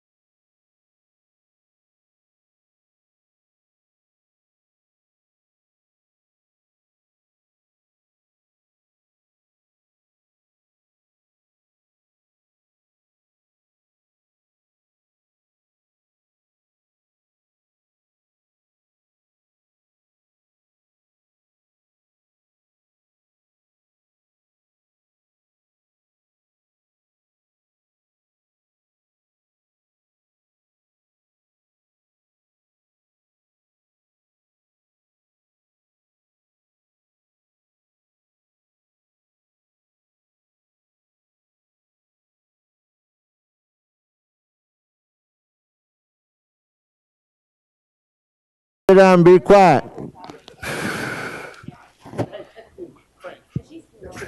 Break over.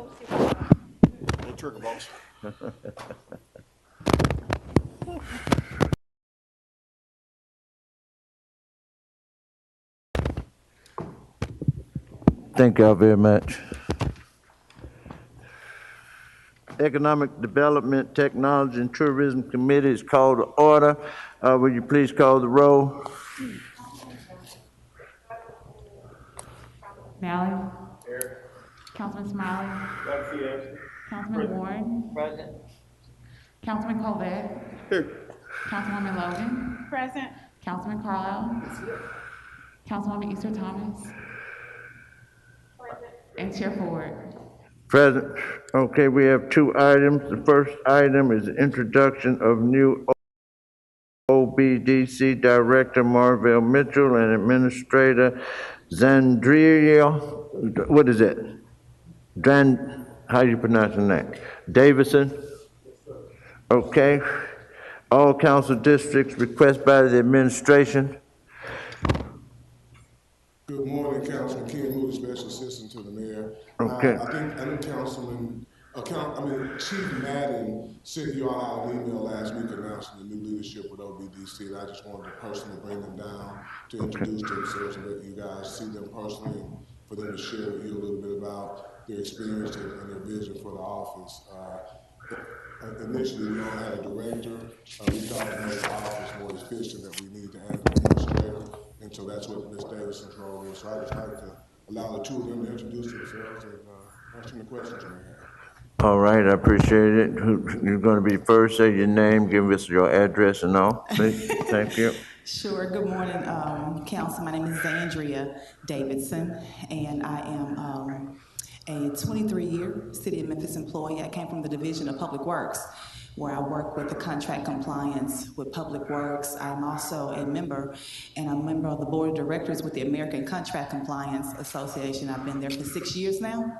And anything else you guys want to know, just let me know. Any information that I can provide, I'm happy to do so. Okay, appreciate it. Yes, sir. My name is Marvell Mitchell. I live at 25 East Northwood, Memphis, Tennessee, 38115. I have been here with the city all of a couple of weeks.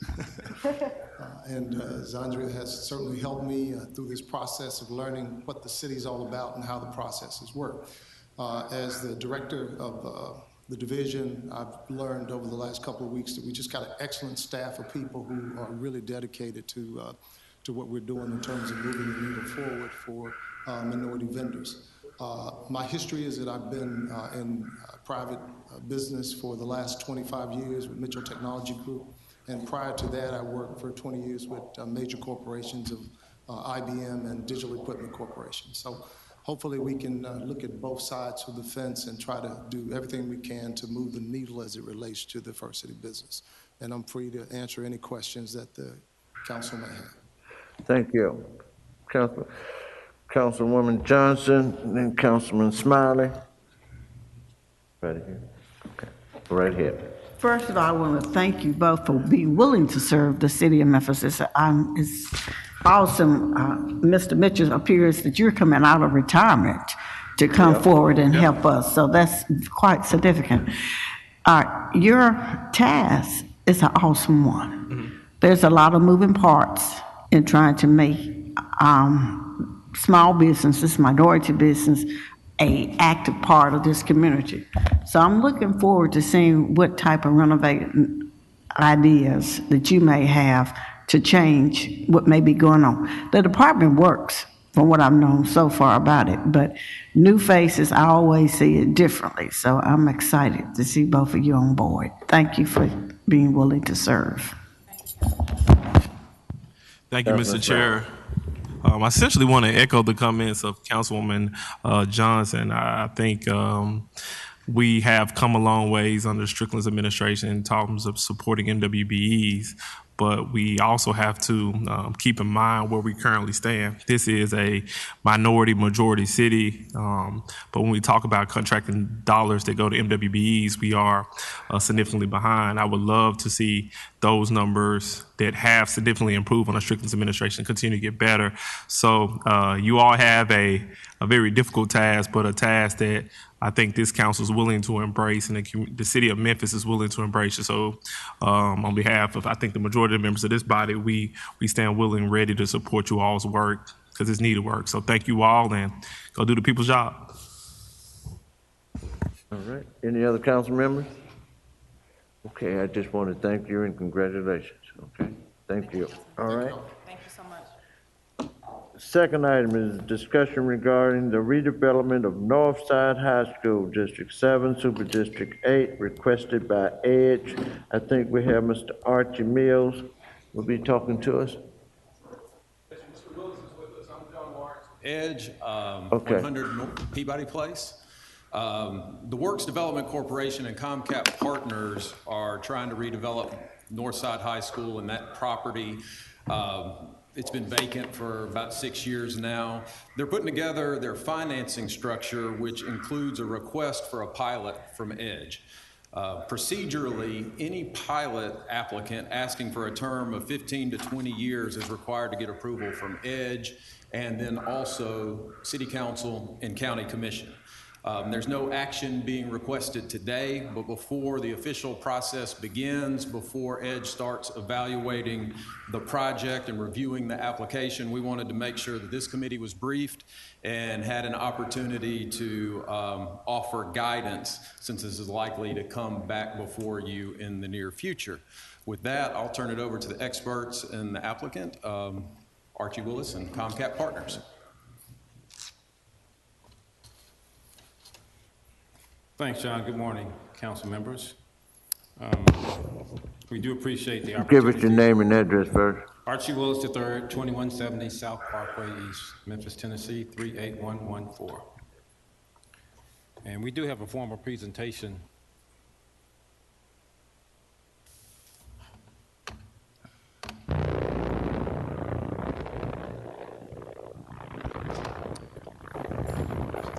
And I'll go through this somewhat briefly, but obviously if you have questions or need me to slow down, just let me know. The project consists of the adaptive reuse of Northside High School, which, as John mentioned, was closed by Shelby County Schools in 2016 and has generally been vacant since that period of time. The project is part of a larger redevelopment effort in the Klondike neighborhood that we're calling Moving Klondike Forward. And as most of you all know, or all of you may know, Klondike is one of the oldest African-American communities in the city of Memphis. We look at this as a historic opportunity. The Moving Klondike Forward initiative is both historic and momentous, and it's a public-private partnership. It involves private and philanthropic.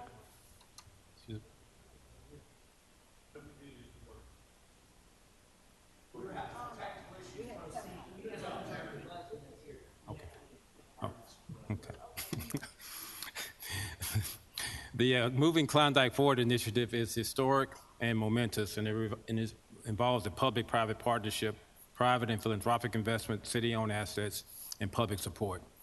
And we look at this as historic because the investment of over $150 million will be invested in Klondike by the private sector over the next 20 years, which will be the largest single investment in an African-American community in the history of this city. The Moving Klondike Forward has several components. It's a strategic initiative. It's focused on making Klondike an inclusive neighborhood of choice. It'll be led by the Klondike Smoky City CDC and the Works Incorporated. Some of the key tenets of this initiative are comprehensive revitalization of the entire neighborhood, no displacement of current residents, preserving permanent affordability for the housing, and building resident equity. The two chief goals are to grow Klondike from 600 households to more than 1,200 households by 2042, and to redevelop Northside High School into a community hub. The project itself, named Northside Renaissance, involves the renovation and the adaptive reuse of the old Northside High School. We want to create a dynamic, multi-purpose development and neighborhood asset. It will include shared community amenities, including an upgraded gymnasium and performing arts space, gathering spaces, office space, retail space, and affordable housing. We also are working with the city and reimagining city assets. On this block itself is the North Branch Library, the Katie Sexton Community Center, the Charlie Morris Aquatic Center, Klondike Park, and Klondike Elementary School. And we've been in collaboration with the neighborhood leaders, stakeholders in the city over the past couple of years. The project team itself is comprised of industry leaders, and we have a significant commitment to meaningful minority participation. The project ownership in our LLC will be a special purpose entity created to own the project. The project sponsor will be the works. Our company, Comcap Partners, will be the development lead. We have Coroma Consulting, Universal Commercial Real Estate, which is Darryl Cobbins' firm, working with us, our tax credit consultant, Tax Advantage Group, 3i Communications, which is a minority marketing and branding firm, is working with us on marketing and branding, and we have three legal firms, Bassberry and Sims, Ahmad Zafaris, and Butler Snow. The design architecture firm is LRK, and they're working with Aaron Patrick Architects, who most of y'all probably know worked on the convention center. Engineering team, Kimberly Korn, OGCB, IES, and Chad Stewart. Our construction lead is Grinder Tabor Grinder, and they're also working with a minority firm, Precise Contracting. So we've actually tried to have minority firms with active and meaningful roles in all aspects of this project. Here is a preliminary design concept which shows you a visual rendering of the school. The most dramatic changes are the elevations, because for some reason, and some of y'all may know this, but back in the late 60s, early 70s, most of the new schools, and I remember Melrose, Northside, Hamilton, were designed with generally one small window in a classroom. Somebody thought that was a good idea. I don't know why. But so one of our major challenges is creating additional glazing and bringing light into the building. So we're totally transforming the exterior renovation of the building. We're also going to add a plaza. If you've been to Northside or are familiar with the school, we walk up a set of steps from Valentine, down the path, up to another set of steps, and you actually enter the school on the second floor. We're going to take all of that down and excavate the ground to grade and create a plaza that will be in front of the school so you can access it from Valentine without walking up steps, provides greater ADA accessibility, and creates a community space in terms of the plaza that will be available for all kinds of community activities. One of the other components, let me back up, is if you see on the left-hand side a glass tower, that will become one of the primary entryways into the building. And here's a view of it from the western elevation. So this new glass tower, which will be, the elevator will be located there, will provide access from parking that will be on the western side of the property, and you can enter the tower and then go up to the first, second, or third floor or down to the basement. Next to it, you also see a mural. We'll have an opportunity for artists to create some type of mural on the building, and we're actually exploring, we hadn't figured this out just yet, a way that we can change that periodically so we can have different artists bringing different elements of art to the community. In terms of the building program, the basement level, we have a number of tenants we're talking to. We don't want to name them publicly because we don't have commitments or firm commitments from them yet. We're in the negotiation phase, but we're talking to a local technical trade organization that you're all familiar with that has an outstanding record of training students to go into various trades. We're looking at bringing HVAC, plumbing, mechanical, welding, refrigeration, electrical, a lot of different trades that are in great need in our community. On the first floor, we're talking to a comprehensive health care clinic that will provide primary health care services, dental services, as well as a pharmacy in the school. We'll have community gathering spaces, and we're also hoping to retain some retail and food services. We also will have a small business incubator where we'll have areas for small independent entrepreneurs can come in and set up shop and sell their wares, their products at a very, very low cost. And then another recent component is the Northside High School Hall of Fame.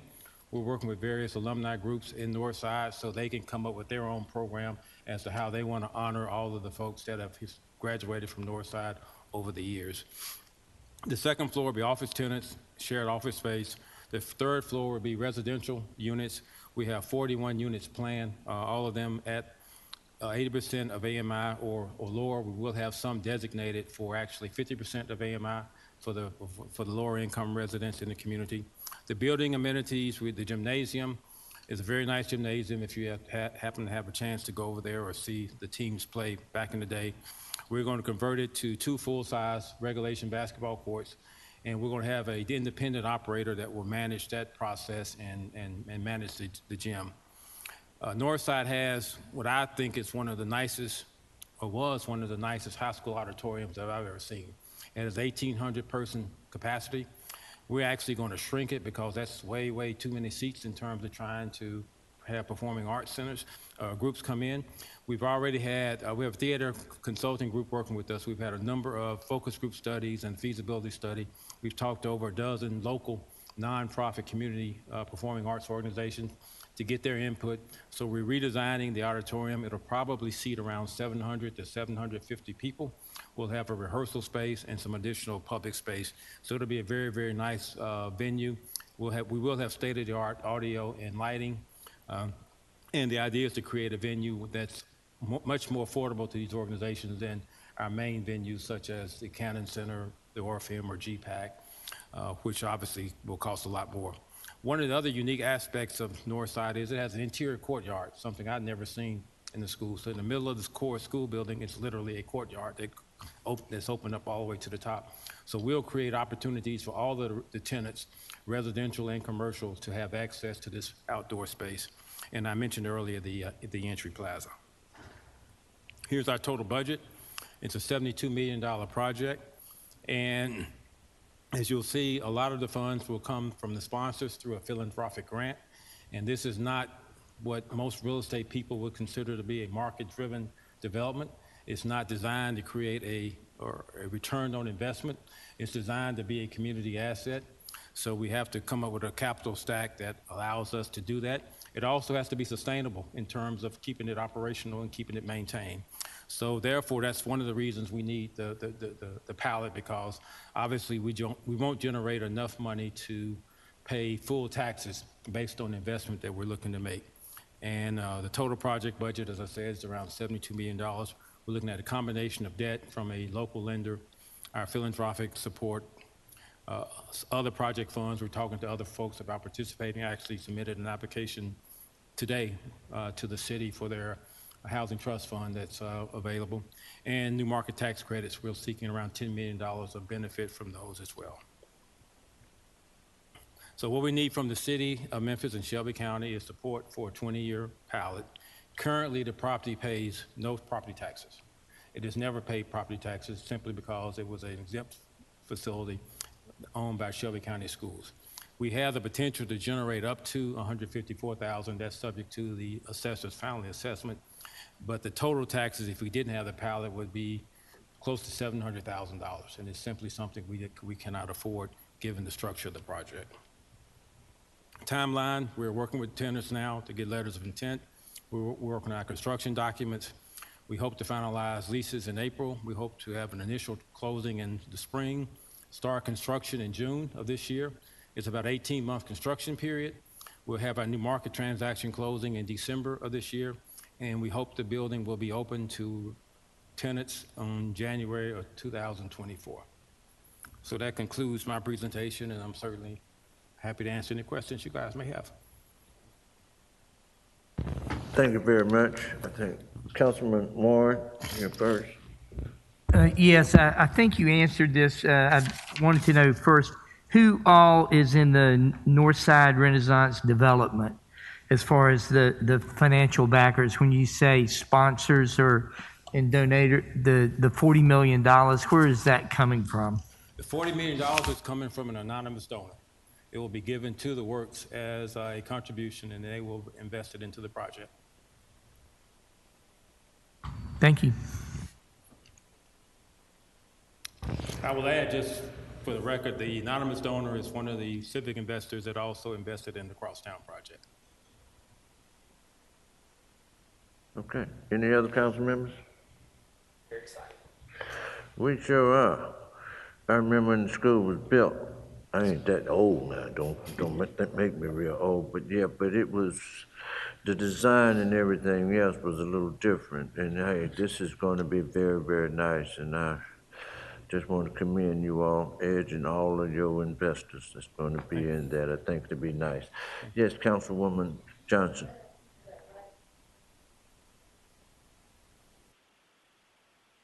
We have purchased a building from Shelby County Schools for $450,000. That includes closing costs. It's been acquired. Okay. No, we appreciate you. Thank you all. Everything. Thank you. Okay.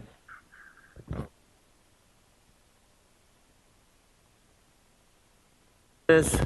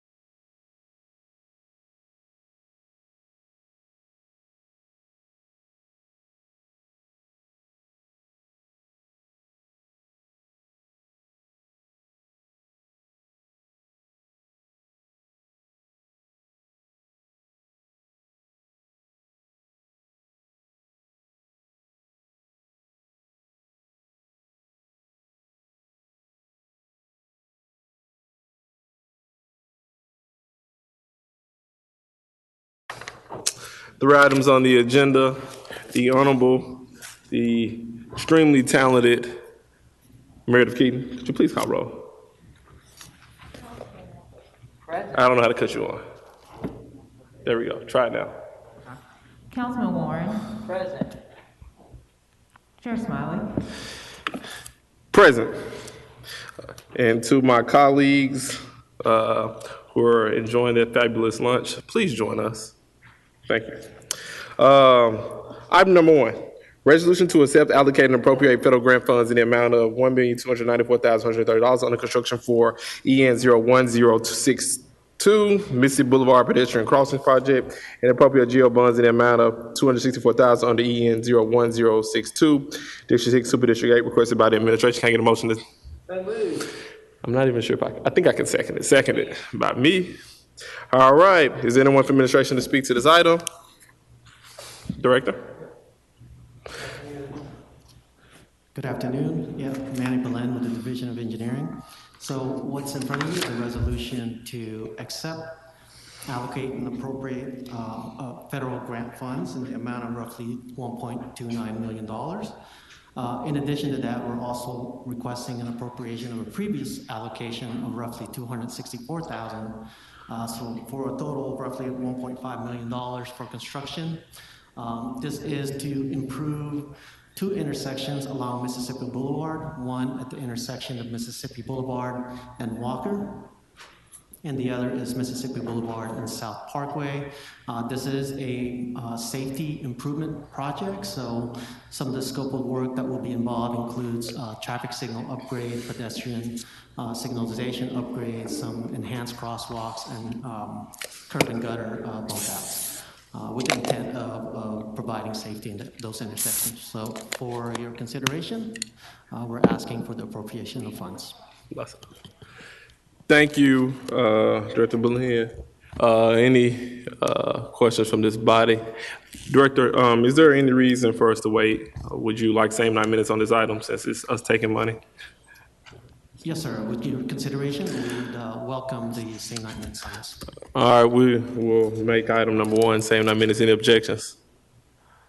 All right, please show the Honorable Councilwoman from District 3 present, Councilwoman Patrice Robinson. All those in favor? Aye. Any opposed? It's the opinion of the chair. The ayes have it. Thank you. Item number 2. We're going to skip you. We're going to skip item number 2. We're going to come back to item number 2. Item number 3, requested by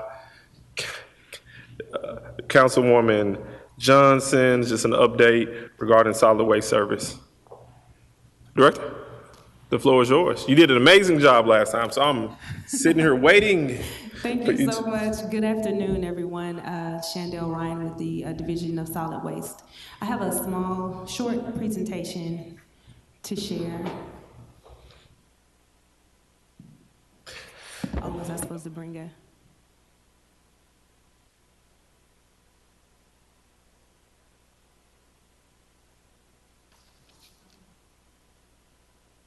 We just got it on got the email. For those of you watching at home, please wait 1 minute.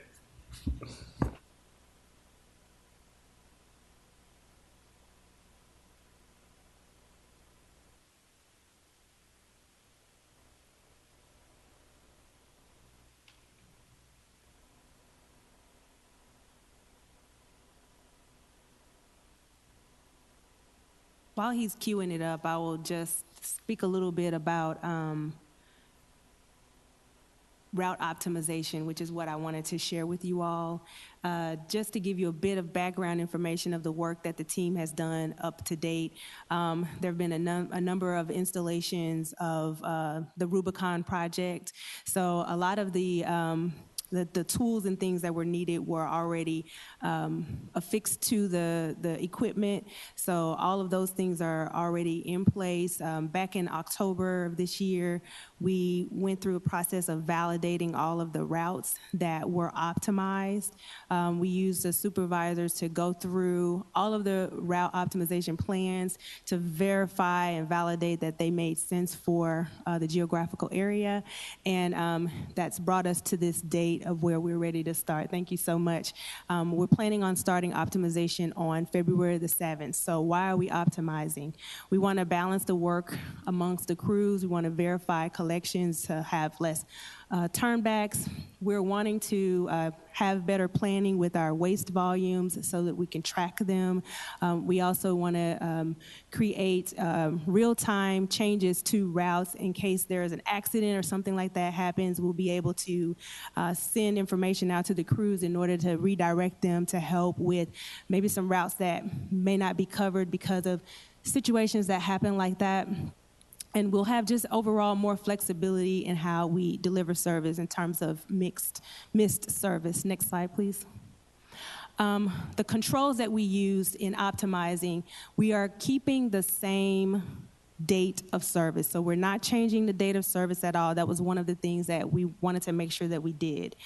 We looked at things like the trips to and from the landfill, how long we have to stay at a landfill, or how long we have to stay at a transfer station. We looked at how long it takes us to run the routes by looking at the time per stop, looking at our truck capacity, and how long it takes us to do a pre and post trip. All of those things went into making up the optimized route. Another thing we looked at that's important to mention is the house count on the route. So one of the things we found out about this area that we're going to be starting in, which is Area B, was that we had a number of vacancies, vacant lots or vacant homes that were still on the route. So we did the work to remove those. It's about 40,000 homes for Area B, and we moved about 4,000 of those because of vacancies.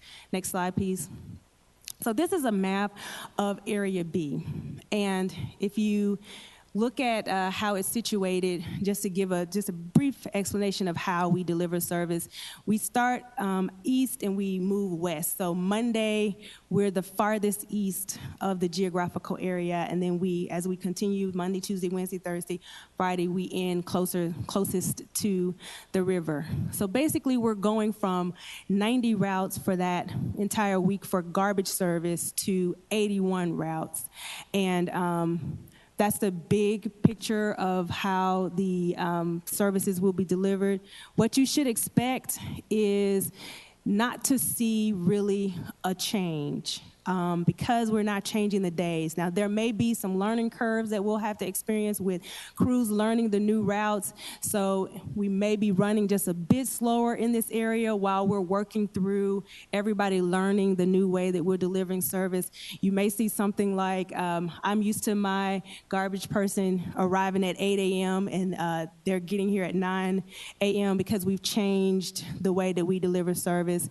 So it's just those kinds of things that you should expect, but we are hopeful that we would be able to run these routes changes with minimal impact to service. And our goal, after we optimize Area B for garbage service, then we'll move into some of the other areas, and we'll, of course, let you all know when we're moving into different areas. And that's pretty much the update that I wanted to share today. Thank you. Quick question for me. I think last council meeting you mentioned bringing, it's not necessarily about this. I think last council meeting you mentioned bringing in, I guess, an independent contractor to help with the bulk pickup. Could you briefly, were we able to secure someone, or we're still working on it?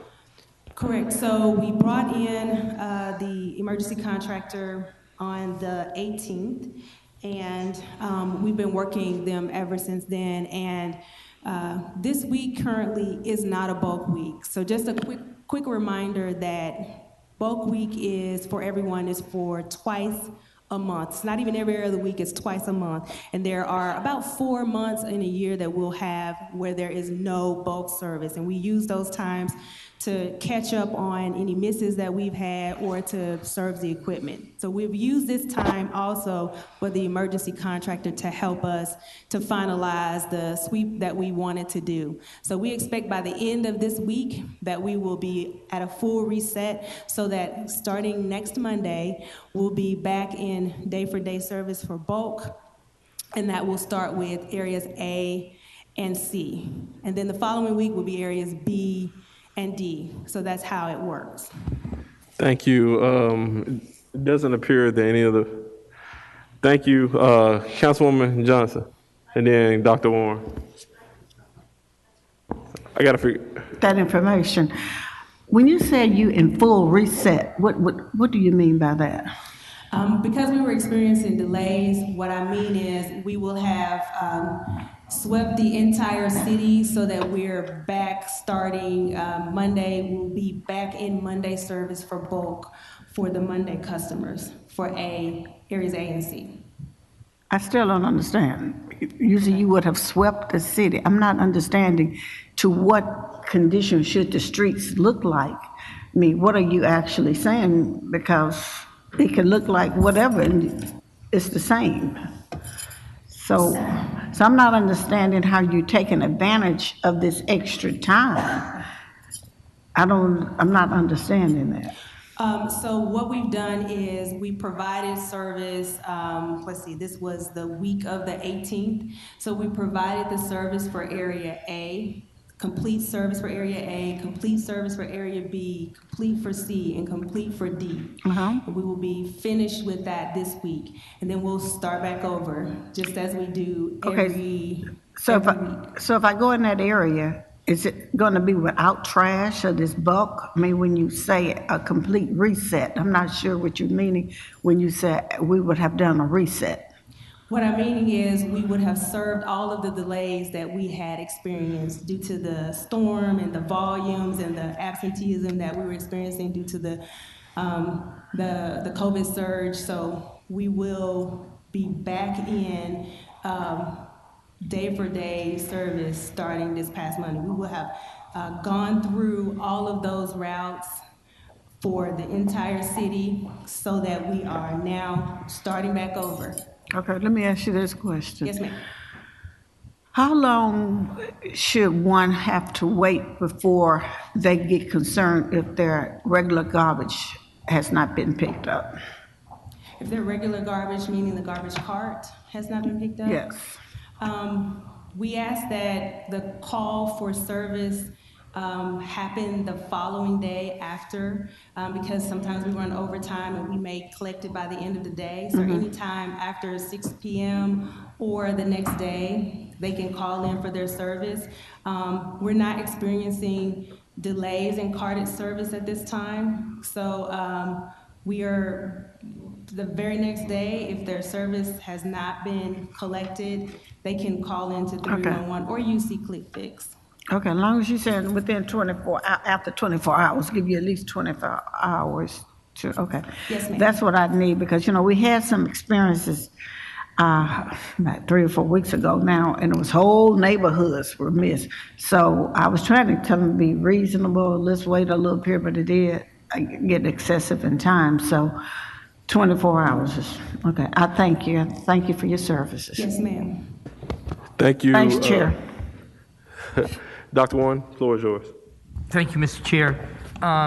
So I think I wanted to make sure I understood this too. What was going on is we were running behind because of COVID and labor shortages and the storm and everything. Absolutely. So when you're saying reset, you mean we finally caught up and we're going to start back at square one like we normally would if we're not behind? Correct. Yes, okay. sir. And you know, one of the things I'm looking at, you're reducing the number of routes. Sometimes I've heard that on certain routes, when people get done, they just go home and they can have a route that only takes them 4 hours one day or 6 hours. Is this making more or each route to work about 7 or 8 hours a day, or how does that work? So the goal is to definitely spread the work more evenly so that we don't have, so that basically that the time that people are released is similar in time. Obviously, we can't predict how long it would take a route to be run.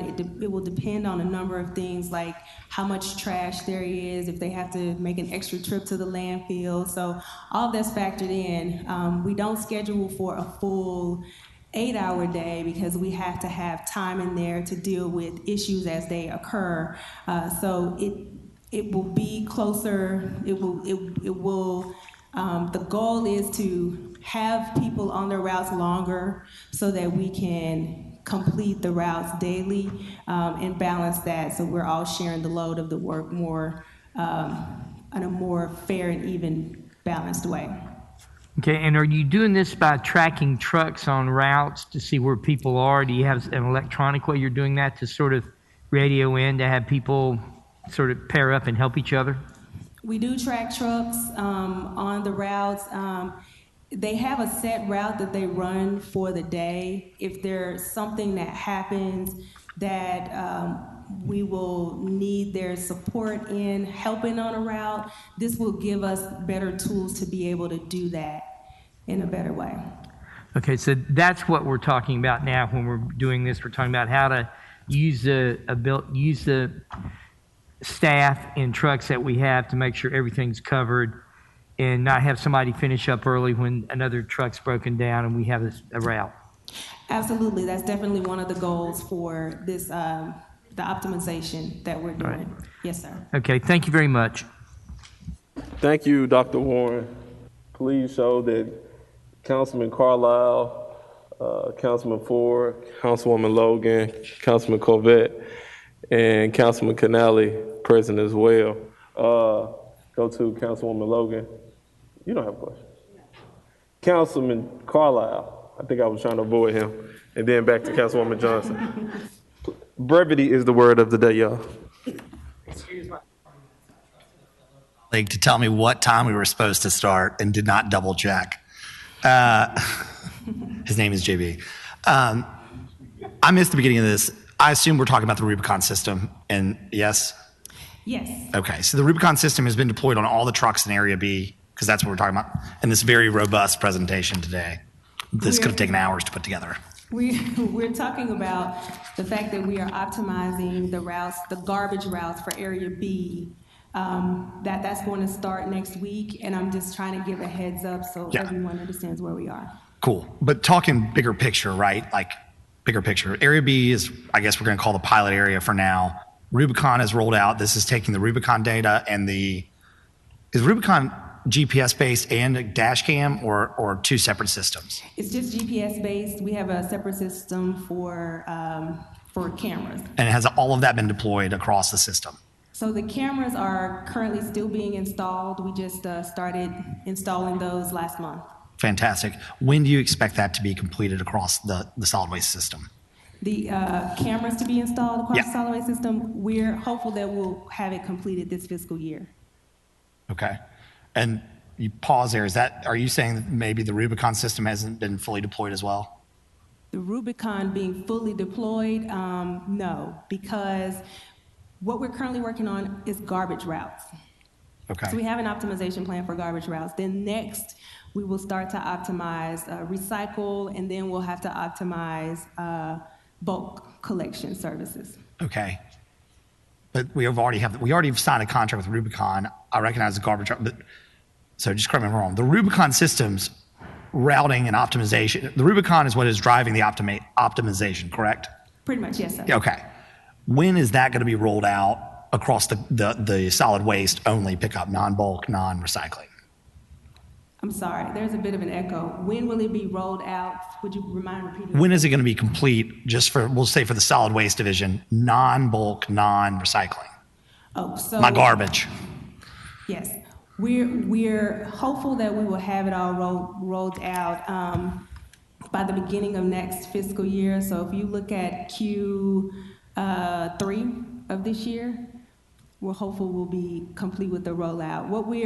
With this pilot area, we're going to roll it out and learn everything that we need to learn before rolling into other areas. And then we'll have 3 other areas that we'll need to go into from there. So to that point on learning, how long do you think and how much data do you think you'll need before you're able to start making decisions on optimizing other areas specific to garbage? And we'll just stay with garbage for now because we'll just stick there. So the routes they've been optimized. We went through with our supervisors and validated the optimization that was done. We removed vacant homes. We did a number of things to validate basically what the recommendations were from Rubicon. Okay. And so we're there. Now we're in rollout of those optimization plans for garbage specifically. So now we know where our trucks physically need to be. The other key piece to our solid waste division is our human assets. So where are we? So now that you're optimizing routes, do you expect any impact to the labor model of solid waste? We expect that it will definitely, we will realize what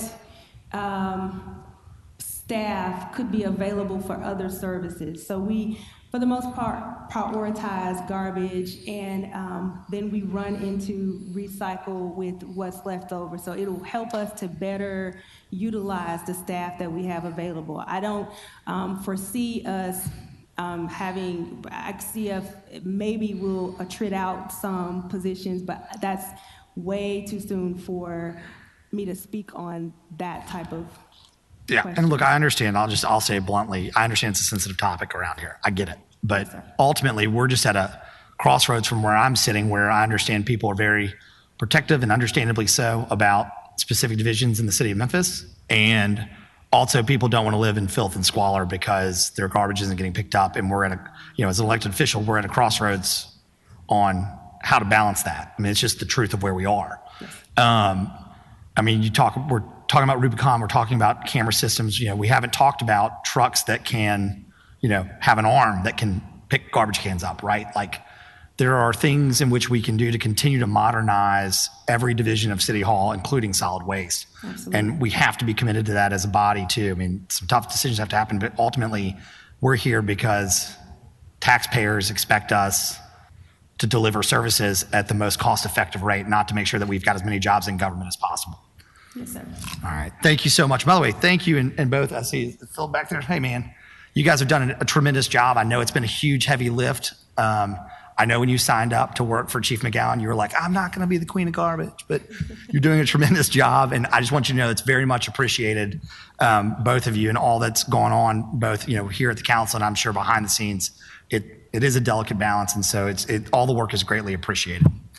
I appreciate you saying that. And I do appreciate doing this work. I know that it's an interesting, it's been an interesting set of circumstances. A lot of great work can be done, and I want to just say a lot of great work has been done. A lot of things that we're doing right now. We're very, very busy with all of the improvements that we're making. So I'm happy to be here and to serve. And just to give you a heads up, I mean, in the very near future, I'm probably going to be very interested, maybe even through the audit committee or public works, but starting to go back and look at our time card system and how vacation is working. I mean, ultimately, a lot of the issues that seemingly have come up over trash pickup and services, there are things like weather and time of year, but there are also some internal things that I think this body has to put out there for us and for public consumption, and that has to do with how people are clocking in. And look, I know we got to go. Solid waste is the number one thing that I get phone calls about, other than police department. So somebody asks for an update, we're going to have this conversation. So. And a lot of it has to do with the labor model. People just not calling in for work. We lose a crew chief, that truck goes down. So I'm curious to know, as we should, how often that is occurring and why that is occurring. And that's how we're going to fix these issues. So thank you. I just want to give you a heads up that it's likely coming, because it's going to require your team to start pulling some data from the time card system. So thank you. Thank you. Thank you, Councilman Carlisle. Thank you for those questions and inquiries. Councilwoman Johnson, and I hope I'm not missing anyone else. Thank you, Chair. I think some of my question was answered. First got started with Dr. Warren, and I was concerned that we were not actually having 8-hour shifts. But it seems as though through your discussion that you're working towards a resolution to that possible situation to make sure we're working to the maximum every day in order to meet the needs of this garbage service sanitation. Okay, that's my comment. Thank you. Thank you for your work. Thank you, Chair. Any other council members in the queue? All right, thank you, Director. It appears that all hearts and minds are clear. We're gonna go. Thank you. I wanted to just introduce someone to you all if you haven't met. This is Darius Jones here. I know you guys see a lot of his emails. He's Come on up, senior Mr. Jones. Operations administrator. I just wanted you to know who you're speaking to sometimes when you see him. And I'm just so thankful for Philip Davis as well for all of the work that they do. Thank you all so much for your support. Thank you. Mr. Jones, anything to say to this body? Excuse me. I say anything to say to this body? Glad to be here, glad to be working with this team, and we're just looking to do some great things this year. Okay, thank you. We do have one other inquiry. It's from Councilwoman Logan. No, I just wanted to commend Mr. Darius as well as Philip. Every month they are in the community answering the constituents, and you all are doing a great job of turning things around. We appreciate the hands-on work that you do. We appreciate it. Thank you. Thank you. All right, we're gonna go back to Director Connect. Item number 2 on the agenda, update regarding streetlight replacement project. All council districts requested by Councilwoman Logan. Before I go to Director Connect, I'm gonna go to Councilwoman Logan since she requested this item, then to Director Connect. Thank you, Chair, and thank you, Director Connect, for being down here. I just wanted to, I've called for this because I've had a lot of constituents call about the streetlights. A lot of crime is done in the cover of darkness, and there are a number of streetlights out.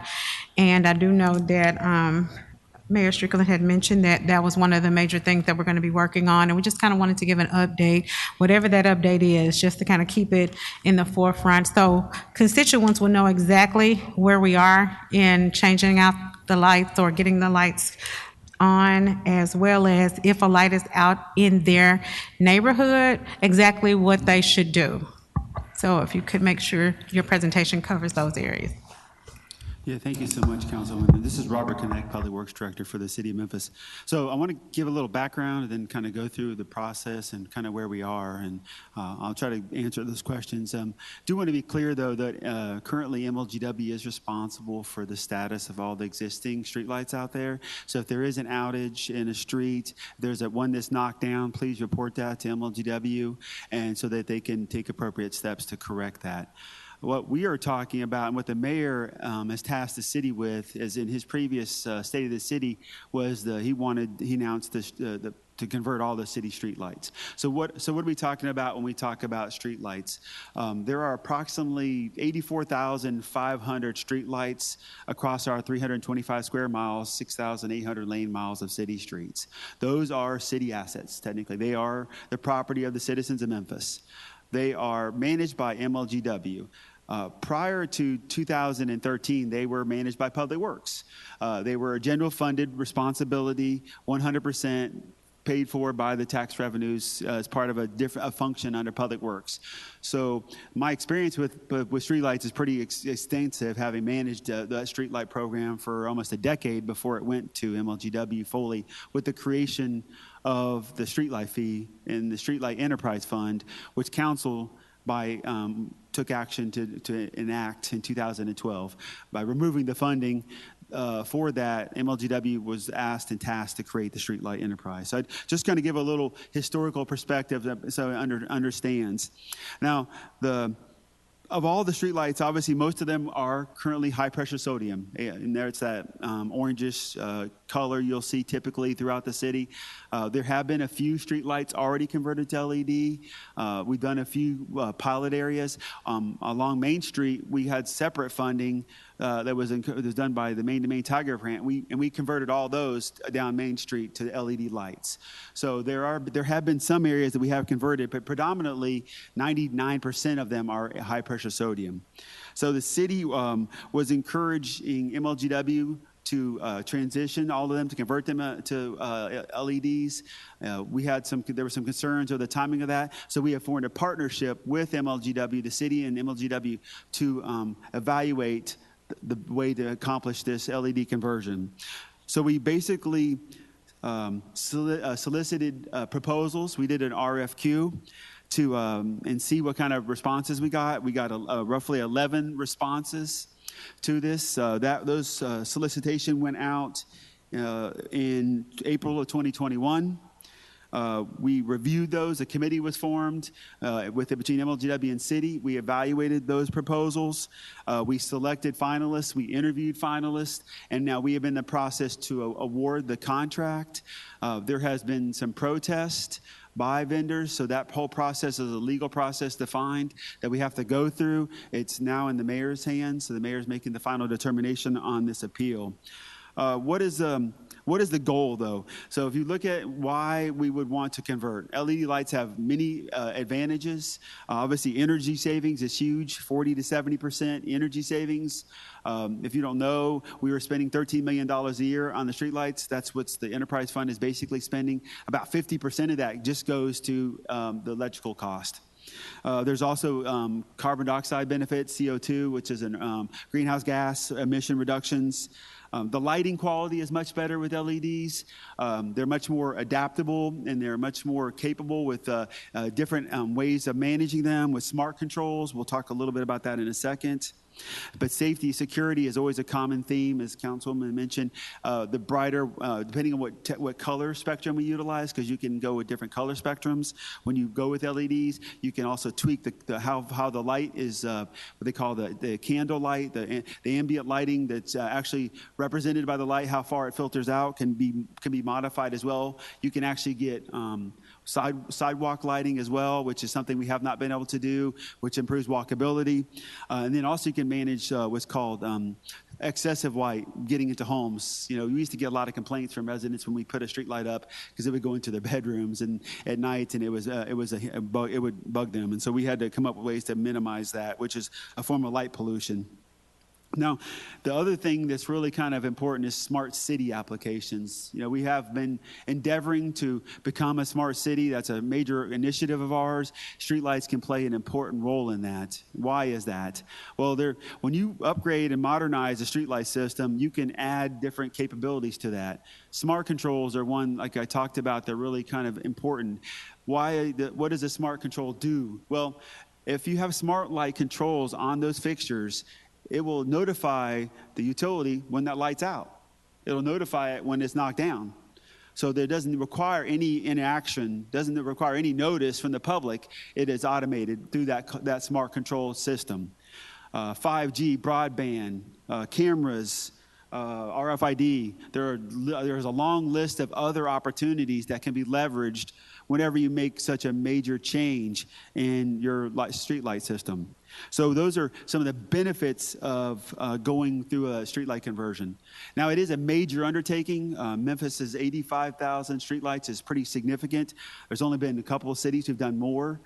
So you have to have qualification-based programs. You can't just allow anybody. So we did really require the proposals to have strong history and performance demonstrating that, because it does require expertise to make it happen in a timely manner. We did really want to focus on the MWE portion that does that well. It did go through goal setting. Was assigned a 30% goal. That's the minimum. Always the minimum for us. We are looking always to be ambitious, creative, and looking ways to leverage all the opportunities and partnerships that are available, especially locally, to maximize everything that we want to obtain in this realistic but beneficial to the local market as well. So we are very optimistic that once the appeal process is wrapped up, we will be able to make the announcement on the award to the finalist, and then go through that process of contract negotiations, work out the final details, and have a plan, an executable plan ready to go in a timeline for when we hope to achieve 100% completion of those LED light conversions. So with that, I'll take any questions. So thank you for that presentation. I just want to be clear, so the constituents will know exactly what they should do if a street light is out in their community or on a street near them. You're saying that they should call MLGW? If they have a street light now that's out, yes, ma'am. Okay. All right. Thank you. Or on 311, can they put it in 311? Yes, ma'am. 311 will transfer it to MLGW, notify them through that system. They have that agreement. Okay, all right, thank you. Thank you, Councilwoman Logan. Thank you, Director Connect. There are several inquiries to the right of me. I'm not sure which one of you are first, Councilwoman Johnson, then I'm assuming Councilman Callan may tag in. I need to unmute you. Sorry, Councilwoman. A great improvement. Councilwoman Johnson, could you start over? I think I had you muted the entire time. I'm sorry. I said, thank you so much for that presentation. It will be a great improvement to the city to have these lights. But my question is, how long do you think this project will take to complete? So the complexities are in the details. Most people don't realize that we have a different inventory of streetlights, that we have predominantly what are called Cobra heads. You've seen those lights on the pole, off the end of a pole on on the utility poles. Those are the predominantly, about 80% of our streetlights are Cobra heads. And then in Cordova and other areas, you'll see some with decorative ones, post top, pendant style. So there are about 6 different types of lights in our inventory. Mm-hmm. So our goal would be to strategize what we could get done most predominantly, like the Cobra heads first, and then work on the decorative ones after that, because it would just be more efficient and more effective to focus on the largest number. Time-wise, well, it's all going to depend on the capacity of the vendor, so we have to work and see what they tell us. Optimistically, 18 months to 2 years, I think, and to do all of them, all 85,000. And that would be if everything worked out well, inventories, supplies, which is very difficult, as many of you can imagine right now. Supply chains has had many effects. So we'd have to work with the vendor to see what they think is realistic as well. And listening to you, I'm making the assumption you're only going to have one vendor. Well, there's going to be one main vendor, and there's going to be a lot of subcontractors, because one vendor can't do this themselves. That's what I was saying. Look like you ought to make it 2 contracts. The vendors we picked have done bigger projects. One of them did Chicago, which is 200,000 streetlights. So they know how to do it. What they'll do is form local partnerships with local electrical firms, mechanical firms, and use them as the resource pool to actually do the work. Having to leverage the buying of those streetlights and the design of the streetlights requires a group that has experience with that area. So the main contractor understands that. They'll understand how to get the warranty, so understand how to make the acquisitions and provide the materials. Then the local market workforce development aspect will be involved in the training and implementation and actually installation. So it just depends on what side of that area, what contracted experience they'll utilize. I'm just knowing that lighting is major for security purposes and safety. So if we could get it done quicker by having 2 contracts working, look like that may be another possibility.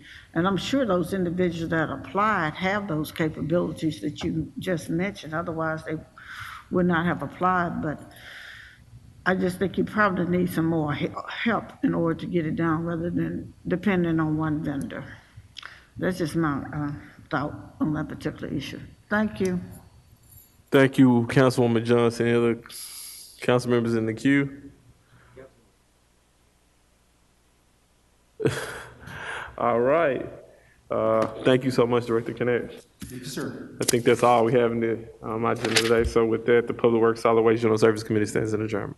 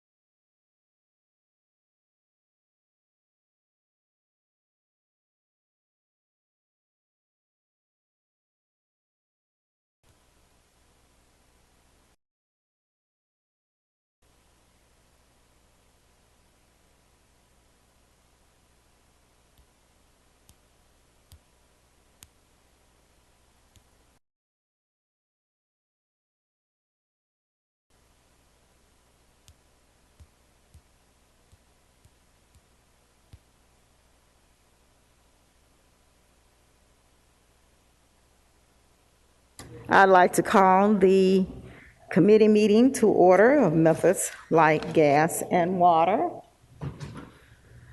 Today is, what's the date? February 1st, 2022. The time is now 1:33 p.m. Lakivia, will you please call the roll? Councilman Cosette. Here. Councilman Ford. Here. Councilwoman Johnson. Councilwoman Logan. Present. Councilman Smiley. I'm here. Councilman Warren. Present. And Chair Robinson. Present. Thank you. We have two items on our agenda today. The first one is an ordinance to amend the Code of Ordinances of the City of Memphis pertaining to contracts and salaries of the Memphis Light, Gas, and Water Division to raise the limits of contracts and salaries or compensation for employees or others requiring City Council approval to $500,000 and $180,000 respectively. All council districts sponsored by MLGW. President Young. Thank you. Thank you. Good afternoon. Appreciate the opportunity to be here. I want to just take a few seconds at the front end of this to kind of speak to the streetlight issue. I heard a few comments on that, and I just want to make a couple of clarifications just to make sure everybody is clear. The ownership of the assets of the streetlights are actually on MLGW's books. I want to be clear about that. Within the city of Memphis, there is a monthly streetlight fee that since 2014, citizens of Memphis have been paying for the maintenance of the streetlights. That stays at MLGW. Those funds were originally, the city was paying MLGW for the management and the maintenance of those streetlights. That changed in 2012 or 14? 14. And since that time, there's been a streetlight fee that customers have been paying directly on their bill for the maintenance of those streetlights. So I just want to be clear in terms of the issue around the ownership. And so we are working certainly with the city on this streetlight, LED streetlight opportunity. Looking forward to a resolution on that. We've been working with them for several months, but I just want to be clear, make sure that was clarified. What's before you today, we have spoken with you about this ordinance, and I'm going to ask Dana Jeans to kind of refresh. This is just a refresh, your thoughts around that, and certainly we're here to take any questions about this particular subject and clarify any questions that you may have. So I'm going to turn it over to Dana at this point. Well, thank you, President Young. And again, council members, good afternoon. We had presented this concept to you, I guess, a couple of months ago, back in November, and that is the idea of raising the limits that require approval by the board and council. If we'll go to the next slide, these are our key focus areas. There are 6 key focus areas we have at MLGW. And the one that this really falls under primarily is promoting good governance and compliance. And that is trying to streamline processes so that we can be more efficient. It also really ties in as well with the first key focus area of effectively executing plans. Because what we find is the approval process and the time involved in that has an impact on our ability to do projects in a timely manner and serve our customers. The next slide shows what our current issue really is.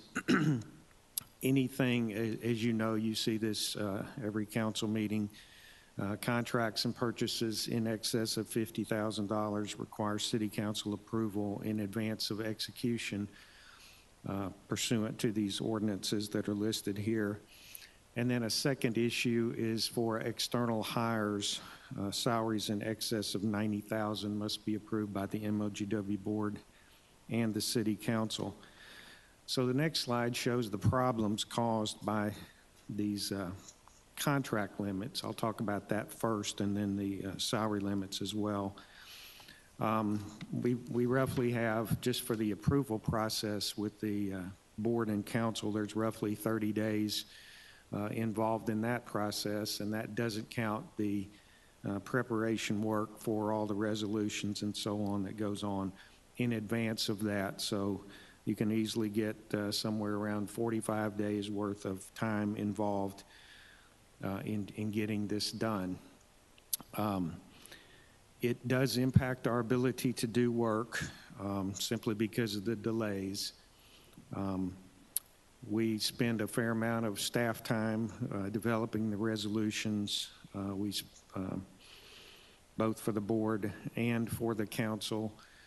We feel like that staff time could be used more productively in future contracts and purchases that are in the queue. We've also encountered the situation where we have a reduced number of bids. And whenever we get a situation where we don't have a large number of bids, or let's just say we don't have 3 bids, we'll inquire with the prospective bidders as to why that is. Why didn't they bid on a given project? And quite often the answer is holding prices for as long as our process takes is difficult. That's been exacerbated in the last year with the pandemic, with the supply chain issues and the like. So a consequence of that is once we do award a bid, let's say it's purchasing cable or pipe or whatever, because of this timetable, oftentimes we'll get a larger order than we ordinarily would. That results in a larger inventory and higher carrying costs. So these are all some of the problems that we feel like could be helped if we were able to raise the limit. Similarly, on the salary limit issue, this is not as significant a problem, but when we have external candidates, while this process is going on, again, which is about 30 days or so, as you know, candidates have more than one option, so they'll sometimes take a different job with another company. Also, this $90,000 limit has been established since 2004 and has not been adjusted.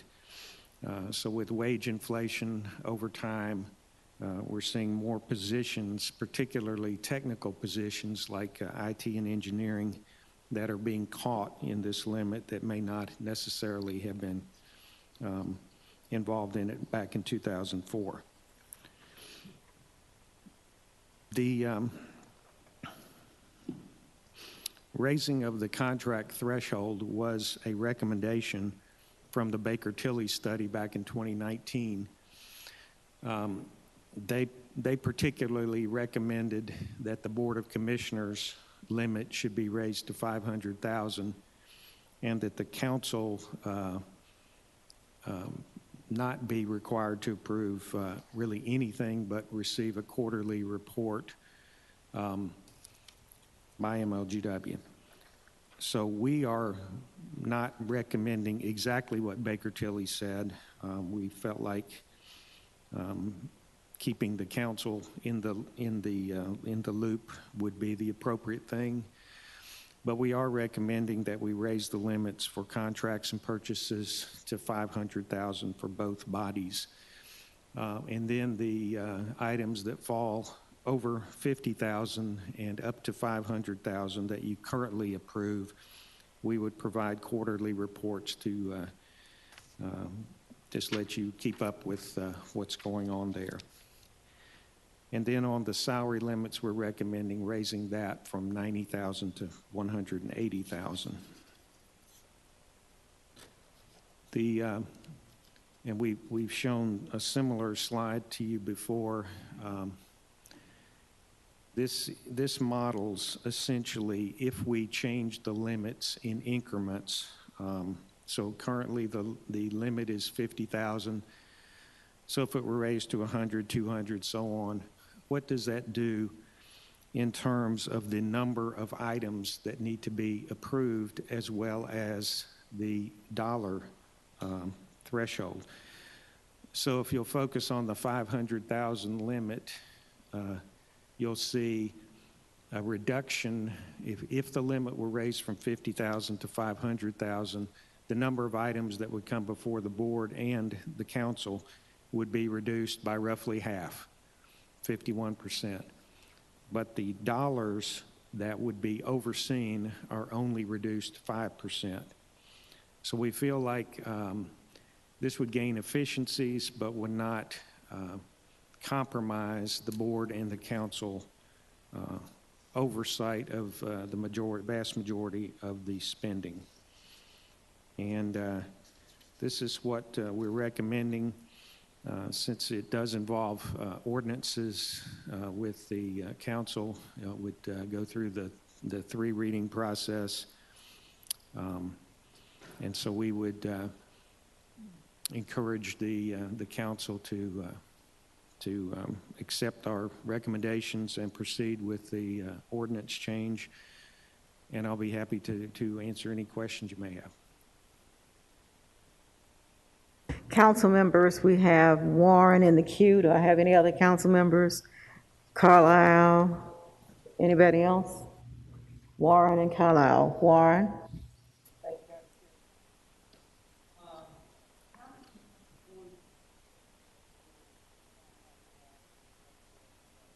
You have a 51% reduction.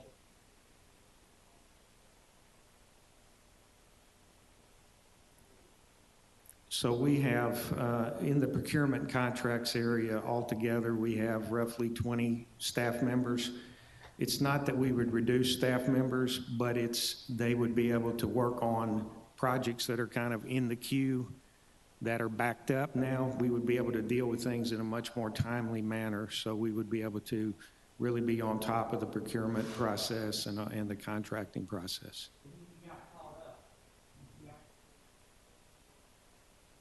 Well, we certainly would evaluate it. If we got in a position where we have surplus employees, then we would be looking to redirect those to some other function.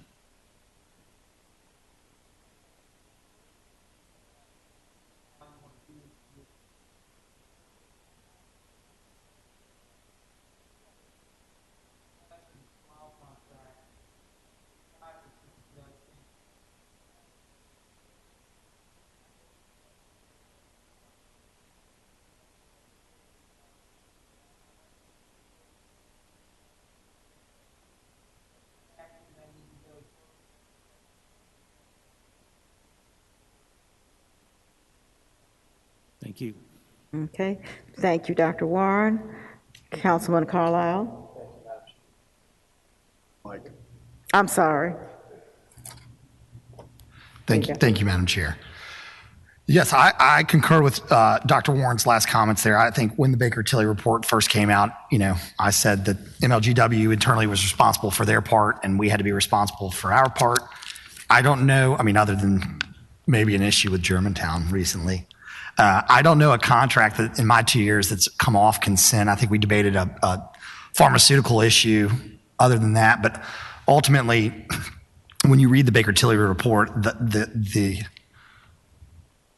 we've spent more time in council meetings reading off the MLGW fiscal consent agenda sometimes than our regular agenda. It doesn't make sense in any stretch of the imagination.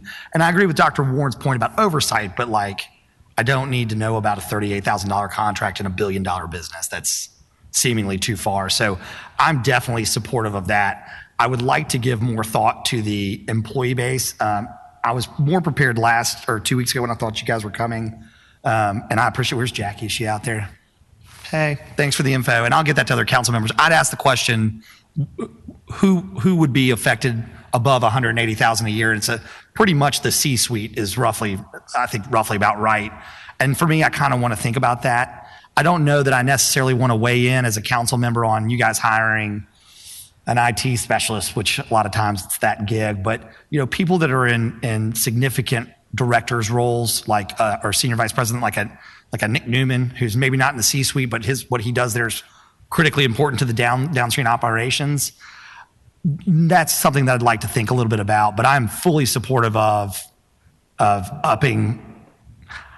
Really, it's not the threshold about it. Maybe roles and responsibility. I'd like to massage or have a conversation a little bit about the employment side, but I am fully supportive of upping this to $500,000.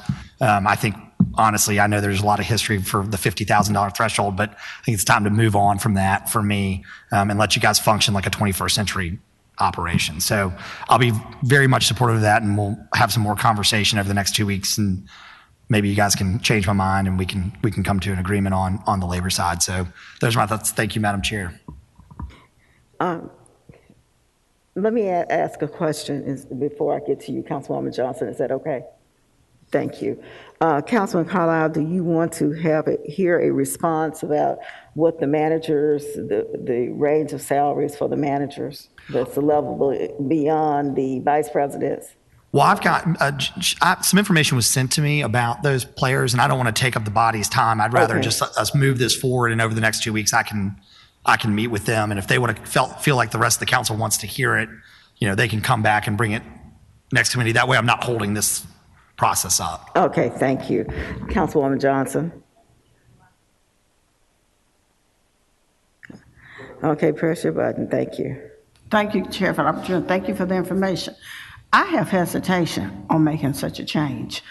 I got concerned since I've been here just 2 years, 3 years, how this was even set up, how Memphis Light, Gas, and Water got in this section, and the council has its input over Memphis Light, Gas, and Water. Memphis Light, Gas, and Water has a board. I believe it was set up for a purpose.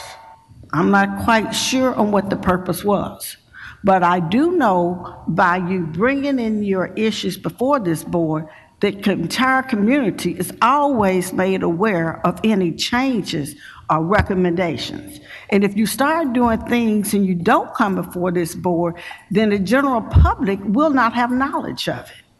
So at this point, I'm very hesitant about changing and giving up any authority that this particular board may have in reference to these changes that you're requesting at this time.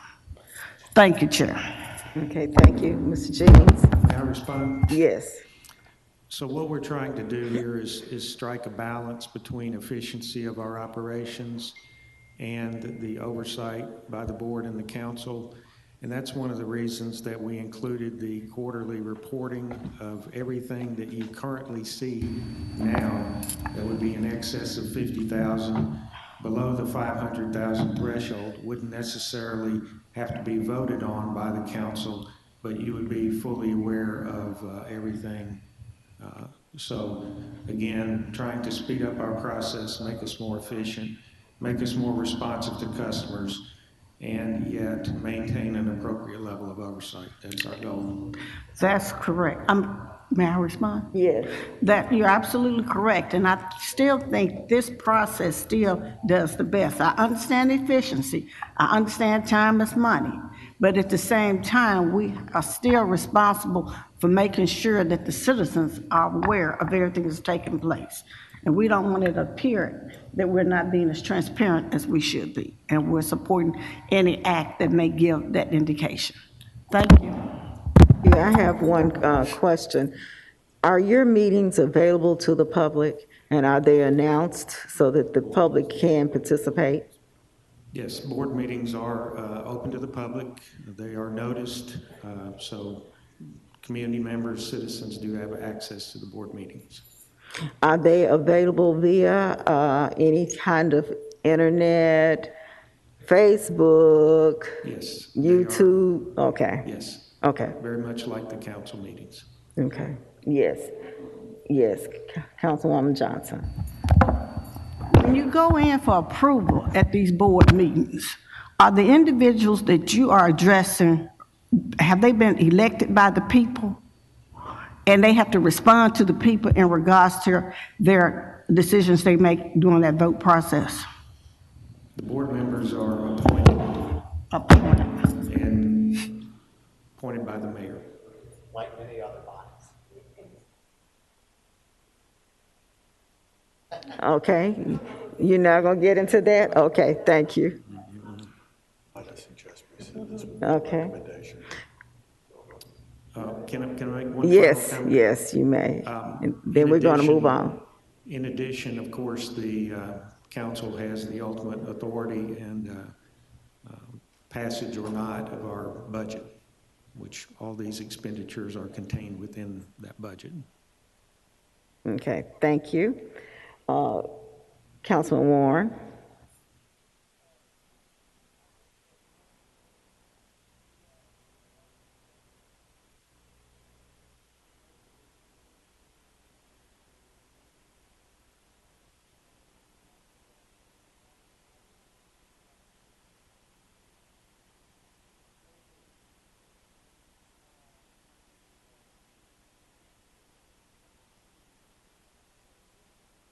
All items away, providing we still have oversight of 95% of the money. And I think that at any point in time, if we have individual items that are brought to us by our constituents, I guarantee we'll be able to ask for those items to be brought for us to evaluate here. So I think that Councilwoman Johnson's concerns are very valid, that we're the elected officials that have to have oversight. The question is, how much do we have to do to be efficient and allow MLGW to work as effectively as possible? And I propose that allowing this to go forward and to observe it for a few years to see if we need to become more restrictive or less restrictive makes sense and is a reasonable place to go. So I still would support these changes with the idea that we can always come back and change the law. Thank you, Madam Chair. Okay, thank you. Any other questions of council members? Seeing none, we have Councilman Warren moved it, Councilman Sally seconded. Council members, will you please vote aye if you approve of these changes? All in favor say aye. So we're sending a positive recommendation? If they say yes, we're voting to send this with a positive recommendation if you vote yes now and you just voted aye. Okay. Do you? Yes Okay. is a positive recommendation. Yes. Abstention. Okay. 2 nays, 3 nays. Will you please, so let's do this one more time. Those, roll call vote, please. Go ahead. Lakivia? Yes. Councilman Carlisle? Aye. Councilman Covette? No. Councilman Ford? Nay? Aye. Aye, I'm sorry. Councilwoman Johnson? No. Councilwoman Logan? No. Councilman Smiley? Abstention. Councilman Warren? Aye. Chair Robinson? Aye.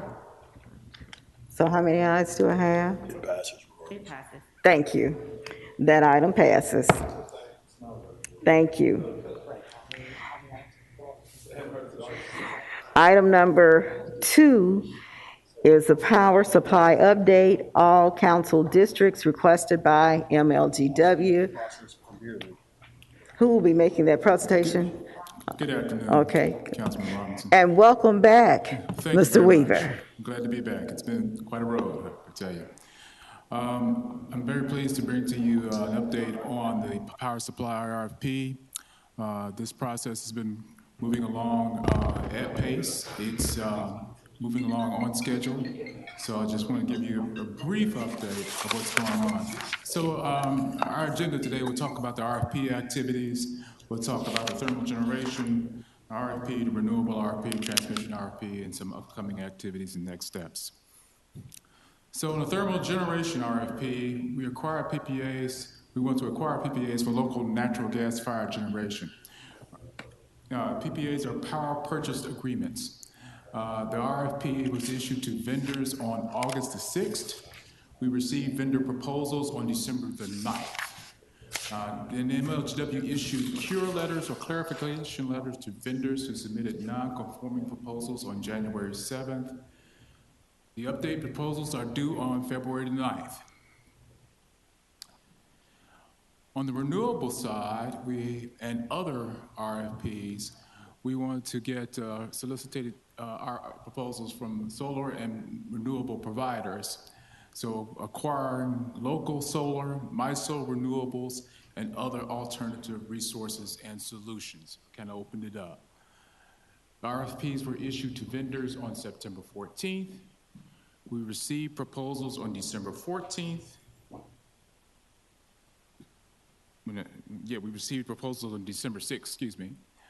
We issued the cure letters and clarification letters to vendors who submitted non-conforming proposals on January the 5th, and those updated proposals are due on February the 9th.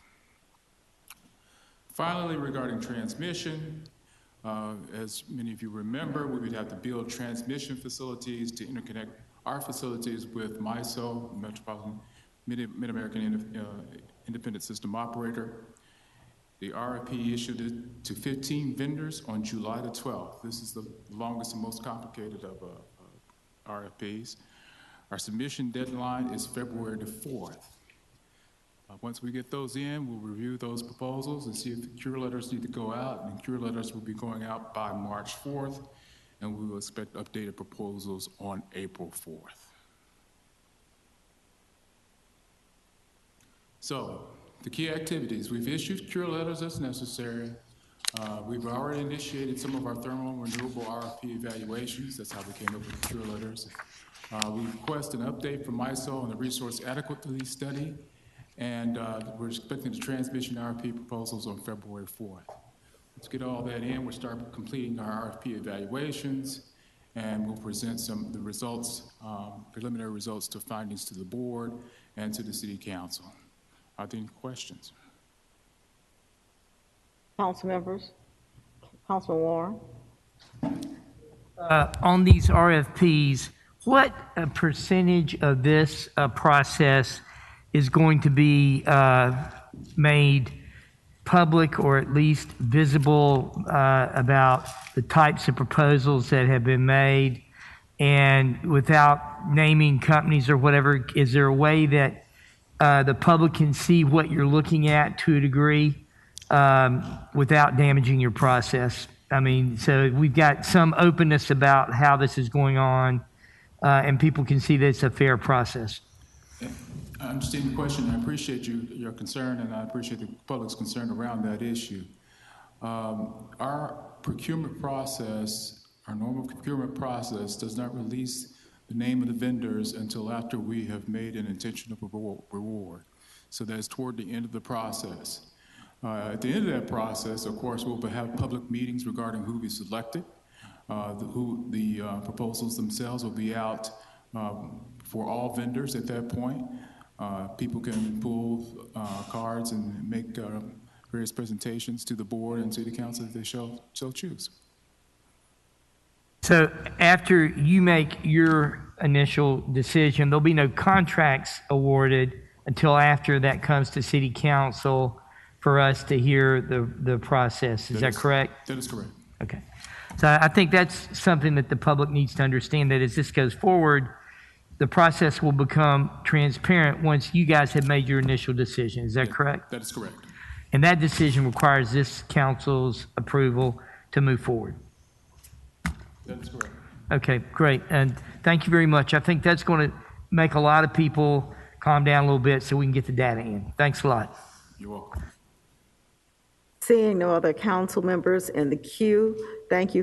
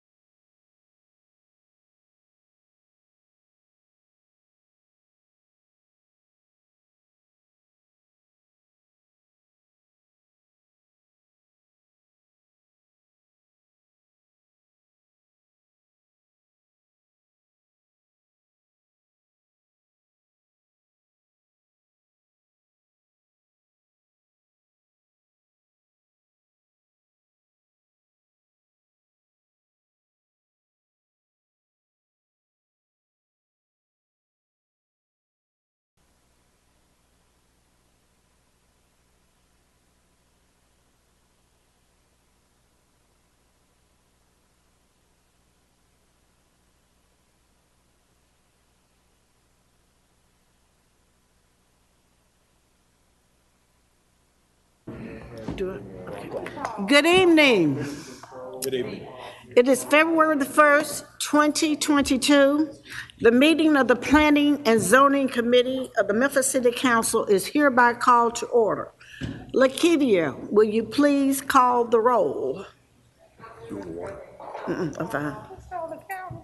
Councilman Covette. Councilman Easter Thomas. Councilman Ford. Councilwoman Logan. Councilman Morgan. No. Councilwoman Robinson. Councilman Smiley. Councilwoman Swearingen. Present. Councilman Warren. Present. Chair Johnson. Present. Today we have 6 items to be addressed under the Planning and Zoning Committee. And the first one is item number 1, a resolution approving an honorary street name change of Ayers Street between North Parkway and Poplar Avenue for Bishop Henry M. Williamson, Sr., District 7, Super District 8, sponsored by Chairwoman Swearingen. Chairwoman Swearingen, would you like to move this item? Move it. It's been moved by Chairwoman Swearingen and second by Councilwoman Robinson. Chairwoman Swearingen, would you like to have any remarks at this time? Would you just rather wait for this afternoon? I would rather wait until this afternoon, please, Chair. Okay. Could we need to move this? Can I get a motion verbally? Motion to accept by acclamation.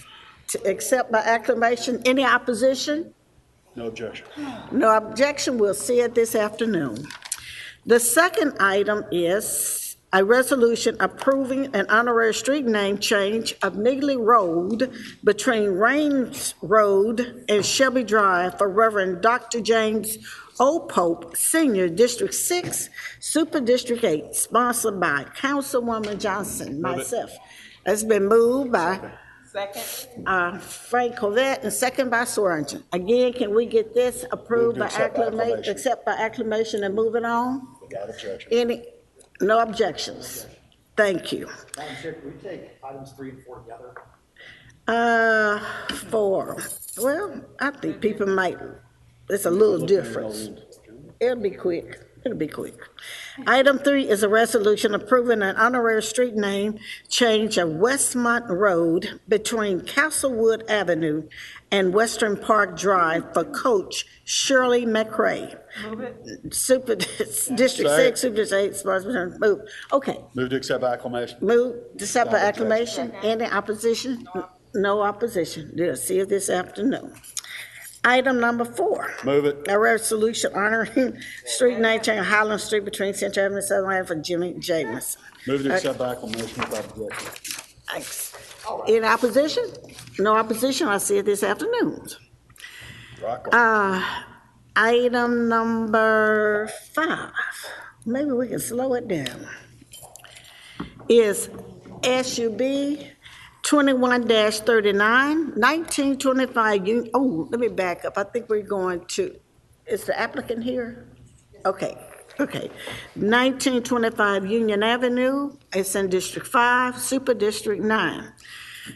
Can I get a motion to move this item? Move to accept, move to send to council with a positive recommendation. Is a second? Okay. Do we want to hear a presentation at this time? Yes, ma'am. Okay. Well, who's here to speak from the Planning and Development Department? Okay. May we have a presentation, please? Yes, in just a second. It's done. Okay. You sure? Yes, ma'am. It's on. That's legal. Yeah. Tim, you're green. You're good. By the way, you might undo everybody here because it doesn't.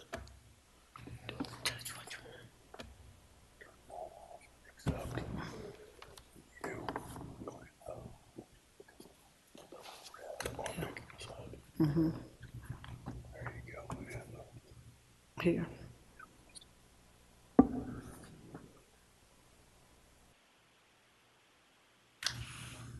All right, good afternoon, Chairwoman and members of Council. Lucas Skinner with the Division of Planning and Development. Again, this item before you is SUP 2021-39. This is the hotel at Union Station at 1925 Union Avenue. I'll run through this pretty briefly. I know everyone is pretty up to speed with this. So here's an aerial. Obviously, the site is broader for the broader portion of development. However, this is basically the outline of just the hotel portion of this development for this case. Zoning map, primarily CMU3 zoning with a very small portion of RU3 in the historic district with Midtown overlay. A couple of site photos. The site plan that we had at Land Use Control Board. Rendering, which has not been updated per the site plan, but just to give an idea of what the site could look like. Several conclusions, which I'm happy to go through in just a minute. We recommended approval with conditions. There are 9 conditions, which we did have a slight change to condition number 5, which was updated in the packet as well for this presentation. Made a map of drive-through restaurants in the area, which was for condition number 5, as well as some information on the TOD plan in terms of the frontages for the site, which I have here. And honestly, I'm available for any questions that anyone has. I thought I would just move through quickly. Are there any questions? We'll hear from the applicant first. Okay. Is the applicant here? Yes, ma'am. Thank you. Name and Madam. address for the records, please. Brenda Salamito Bazer, Salamito Land Planning, 1779 Kirby Parkway, Memphis. Thank you, Madam Chairman. We received a unanimous approval at the Land Use Control Board, and we are in conformance with the proposed conditions. Okay. Are there any questions? I think Dr. Warren Haynes was up first, and then I'll come back to you, please. Thank you, Madam Chair. You said something earlier that you've changed whether there's going to be a drive-through restaurant here. Is there going to be a drive-through restaurant? What was that? What were you referring to? Right. So we had, there's a condition just to sort of prevent, or not prevent, but to, if there is ever one in the future, to have some extra board approval in place, which was the condition number 5. So it's going to come back to the Land Use Control Board and then come to the council? Correct, yes. Before there'll be a drive-through restaurant place there, is that correct? So, Councilman Warren, I can read you the condition as it was amended at a Land Use Control Board meeting. Thank you. The condition says, no drive-through restaurant uses shall be permitted on this site or the adjacent future retail development site to the east without first receiving a recommendation from the Land Use Control Board, followed with a final disposition by the City Council. Thank you. And I noticed that we're only seeing a hotel today. Is there other things that are going to be coming back to us besides the hotel? So, yes, sir. Because the special use permit was for only the hotel, we limited the boundaries so that the multifamily or the townhouses to the south were not covered by the special use permit, so that they would go straight to landmarks, so that every time somebody wanted to change something, it did not require a correspondence item to the Land Use Control Board. Okay, and so likewise, anything on the commercial area, if there's any significant changes, that would have to go back through the process as well.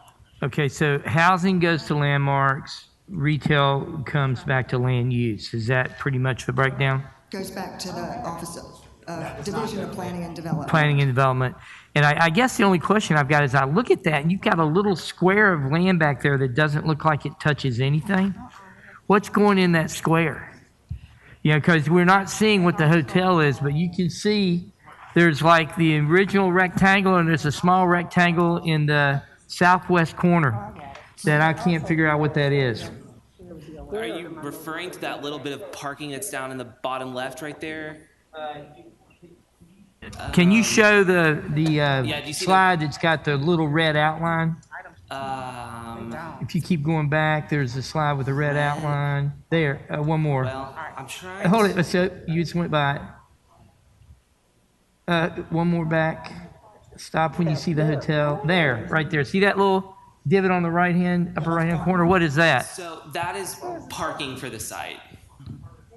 Okay. So it also provides access, and we believe that that was an entrance and exit only to the north. That was an agreement with the neighborhood. During the course of the neighborhood meetings, the developer agreed that it would only be enter and exit from the north, so that no traffic would go south. And if you look at the site plan, you can see the curb cut is configured so that it can only come and go from the north, from Union Avenue. So in order to get to that parking in the back, it's somehow going to go through your property and end up on that parking lot?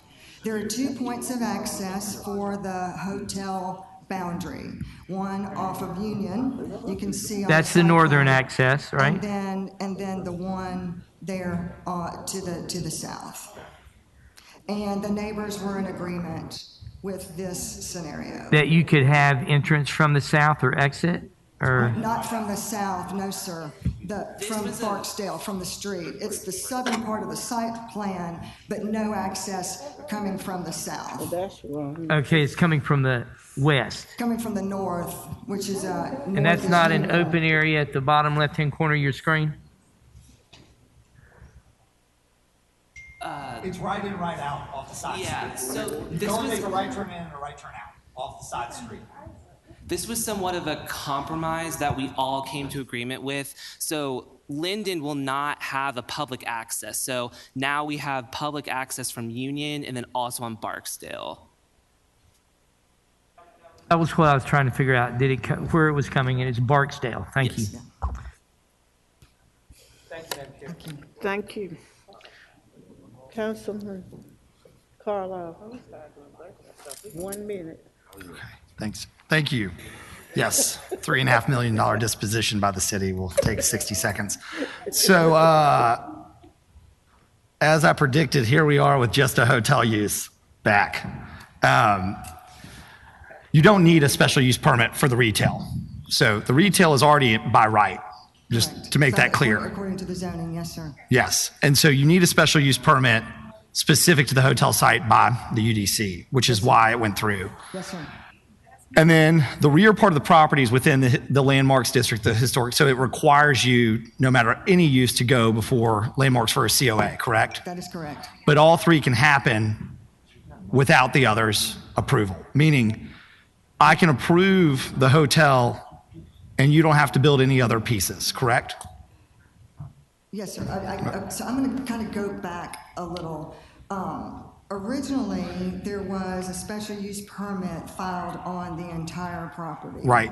And in working with my clients after that, we narrowed the boundaries of the special use only to keep the other properties from having to go back to the Land Use Control Board for a correspondence item if they wanted to change a building footprint or something, because that is the way the UDC, it requires changes to site plans to have to go back. So I think we agree with staff that would be fine. The intent is still to, yes, build everything.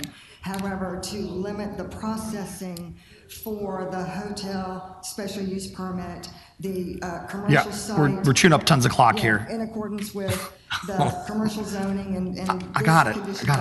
I'm sorry. I'm not trying to be rude, but like, I understand. We're just chewing up tons of clock. So I got it. It was easier for your client to change the development up because you're coming. And also, it's the only thing you actually have to get entitlement for other than the landmark side. Where the rub is for me is that the entirety of the pitch to the city when they disposed of the asset was that this was going to be a mixed use project with multiple uses. And right now, if we approve this special use permit, you could go and build a hotel and never develop the entirety of the site, which is true. Okay. So I guess my question is to the developer or to Mr. Massey, where are you on the retail development piece of this site? If you'll come up to the microphone and name an address or position. Name and address, please. First of all, name and address for the record. Sean Massey, 205 Redbird Lane, Memphis, Tennessee, 38111. Let's start with the townhomes. The townhomes are being designed now so we can go back to landmarks and develop the townhomes. Our intent is to develop the property as mixed use as per the RFP to the city. We're just going through the process. The RFP didn't outline the process on everything on a matter of right. On the retail, we're talking to several retailers, but until we get this clarified, we can't do anything on the retail. We have a number of retailers that we're talking to that would like to be there, and our plan is to build that along in conjunction with the hotel. But it just. But the retail is not an ancillary use to the hotel. It should be standalone. It is not, it's not an ancillary use Right. to the hotel. It's a separate thing, but it's all within the mixed use as per the RFP. I got you, but my question is the sizing of the retail shouldn't, what we decide today on this hotel, other than deny it, which means then you have to figure out what to do with the rest of the property. And I don't think it's going to get denied, by the way. But what I'm trying to do is figure out, you know what, I know exactly what I'm going to do. I'm going to move to amend the conditions, the resolution, to set a condition that the hotel cannot receive its certificate of occupancy until building permits have been approved for one of the two ancillary uses, whether it be the retail or the townhomes. And here's why I'm going to do that. The city and this body approved the sale of this as a mixed-use development. And the last thing I'm going to do with the last aggregated property along Union Avenue is allow just a limited service Hampton Inn to be built. I'm not going to be a part of that. I mean, what we're paying for the property. I hear you. I know you're paying for the property. We did the sale. But in the RFP and all the stuff that we went through, we're just facilitating meeting the needs of the Department of Planning and Development and the development process by going through this SUP process and narrowing it down. The entire predication of you receiving the property for the city, other than due compensation, was that they awarded a mixed-use development. Which we're going to do. Right. This is to ensure that you do that. How about if the city delays permitting? I mean, permitting right now is 4 to 6 months. How about if we can't get a permit for the retail and we're ready to start the hotel? So what am I supposed to tell my constituents if you guys build just a hotel? We're not going to build just a hotel. We're building the mixed-use project. Sean, we've both been in the real estate business a long, long time. I'd love to take your word for it, but we do things by contracts and agreements here. And so for you guys to get a CO, by the time period for you to get a building permit, all you need is a building permit, which means you just need a set of construction documents for the retail. That is a couple $100,000 worth of expense. Like for rectangular retail, and you said you're already designing the condos, all I'm asking for is for you to get a building permit, not a CO to get the other CO. It's a very reasonable ask.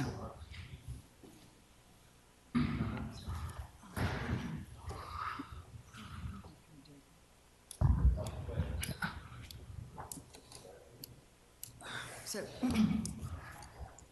Councilman, I think that's a reasonable request for a couple of reasons. Limiting the CO to the hotel. The townhomes, they have to go through a subdivision process. We're going through that process once the building footprint has been established in real estate.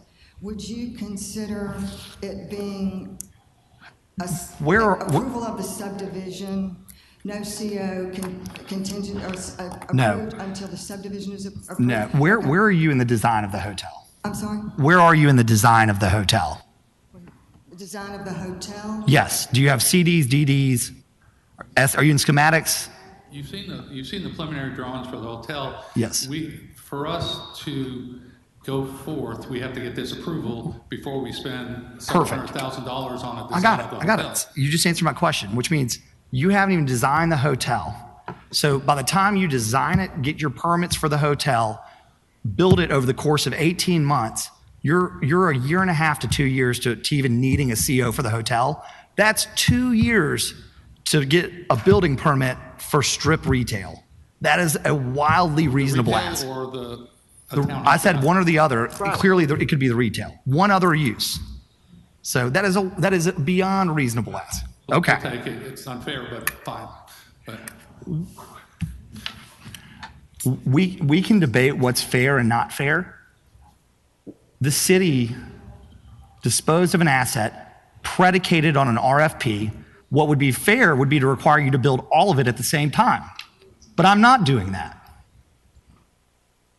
You didn't say, we think we may build a hotel and do this other stuff. Please sell us this property. It's, we're going to build these beautiful modern townhomes and condos in the historic residential side, and that you're going to build this great retail use. So for clarification, I got it. we'll add a condition that says no certificate of occupancy for the hotel property shall be issued until a building permit for either the commercial property or the townhomes It's a either, he said either. Is issued. Okay. Issued. And then I saw the note on lighting for the residential side that there's no spillover.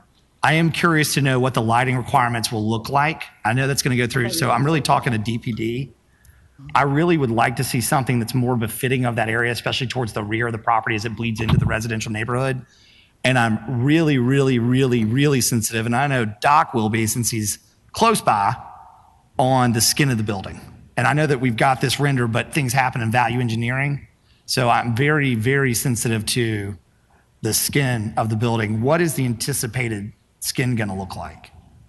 And we have them coming for administrative site plan review as well. So we will massage a lot of that Midtown overlay requirements through that process as well. Then I'm not going to condition it here. I know that there's sensitivity to Union, but there's also should be sensitivity to the western feeder street as well. I'm not as concerned about what's facing the retail, although I would make that a different color. But all right, since that's been accepted, Madam Chair, I'm ready to move forward as amended. Thank you. Okay, we have a motion. We did not get a second on that. Okay, fine, thank you. Objection. Is there any objection to this friendly amendment? Seeing none, let's move forward with the vote. All in favor of item number 5 with the amendments made, please respond by aye in favor. Aye. Any objection? Having none, this, it passed with a favorable outcome, recommendation. Okay, list number 6.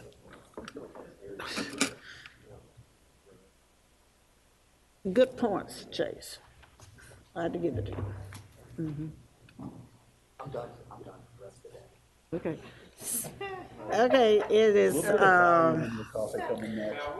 number 6 is SUB 21-36, 1609 Corning Avenue, District 7, Super District 8. Move it. I got a movement and second by Warren. For a positive recommendation. Looking for a positive recommendation. Is there a presentation? I think they want a presentation on this. Yes. I mean, if you want one, I got it. Yes, please give us a presentation. Okay. Just a friendly reminder, what's their question? Didn't recognize the apple. Okay. Doesn't make it fit.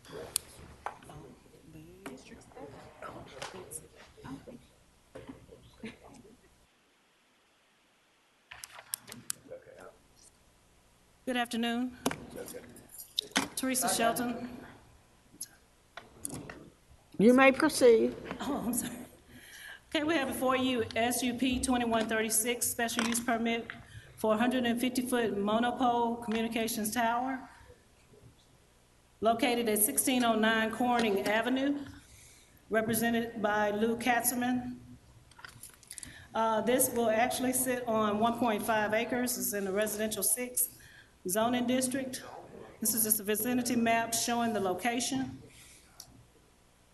Here's an actual detailed site layout of where the tower will be placed. And this is what the tower, the elevation of the tower and what it would look like. This is an actual site showing where the tower will be placed if you're looking north and looking northwest.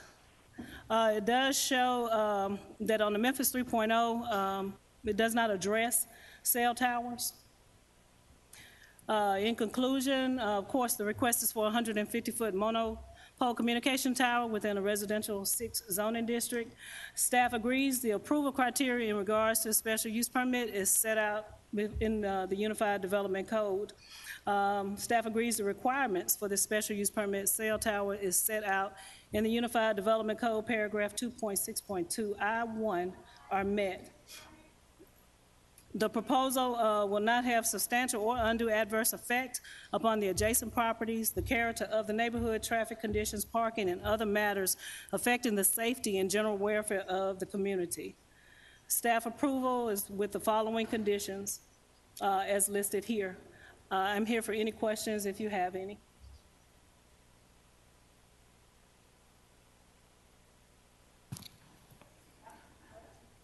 Yes, Luke Hatzerman, 495 Tennessee Street, Suite 152, Memphis, Tennessee, representing Tower Ventures. Okay, you may proceed. Sorry. You may proceed. I can't hear you, I'm sorry. Continue. He already gave his name. We're in agreement with staff conditions on this project, and we've had no opposition whatsoever involved in this. We've had a neighborhood meeting and no one chose to attend. Do you all have any council members with any questions, comments? We have one, Councilwoman Easter Thomas. Thank you, Chair. I just want to say that this is in my district, and I did have the opportunity to be briefed and asked plenty of detailed questions to the group with the cell phone tower. And since they did talk with not the residents around it, but looked at the distance between themselves and the residents, and is well over what's required, as well as speaking with the neighboring church. I'm going ahead and we're fine with the project for the district. Thank you, Chairwoman Easter, for those comments. Okay, are we ready to vote? All in favor? Aye. Are there anyone in opposition? Seeing none, this received a favorable recommendation. Thank you. Thank you, ladies and gentlemen.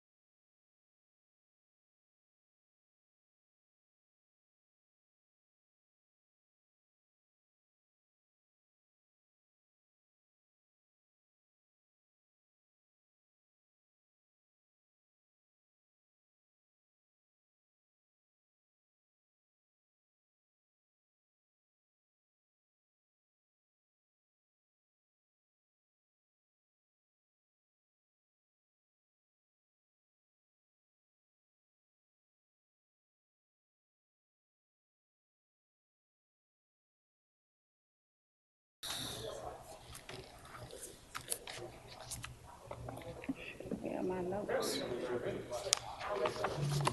Just add it.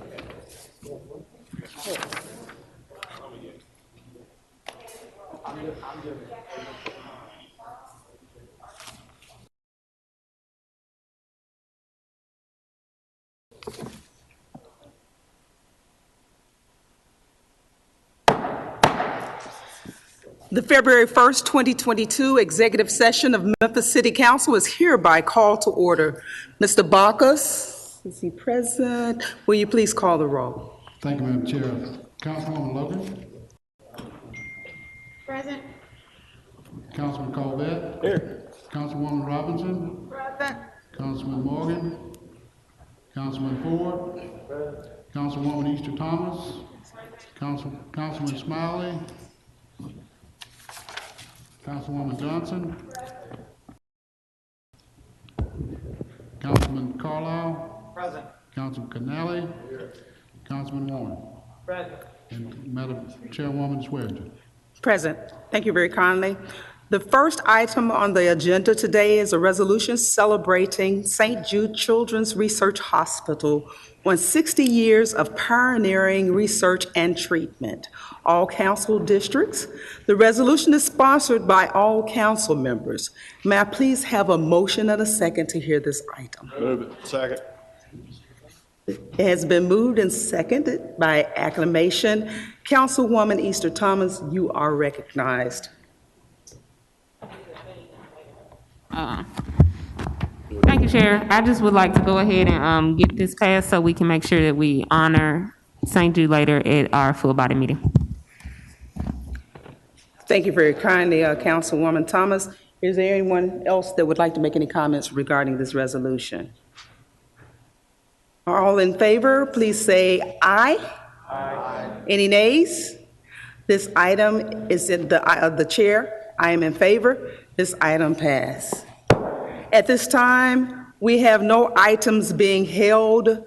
We have two add-on items for this afternoon. Item 26 is a resolution to appropriate $5 million of tourism development zone funding to Memphis River Parks Partnership for Tom Lee Park improvements, all city districts or council districts, sponsored by the Division of Housing and Community Development, requesting the same night minutes.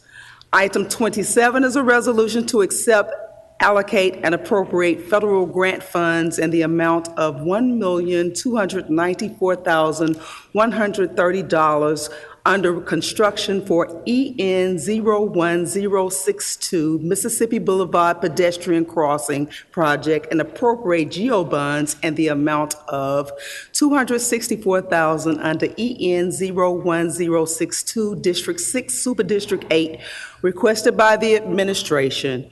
We request same night minutes. On our same night minute items are items 26 and 27. I'll repeat, at this time we have no holds. The same night minute items are items 26 and 27. Seeing no other business before this committee, any other discussions? Anyone have anything else to address? If not, this meeting is adjourned. See you at 3:30 for our council meeting.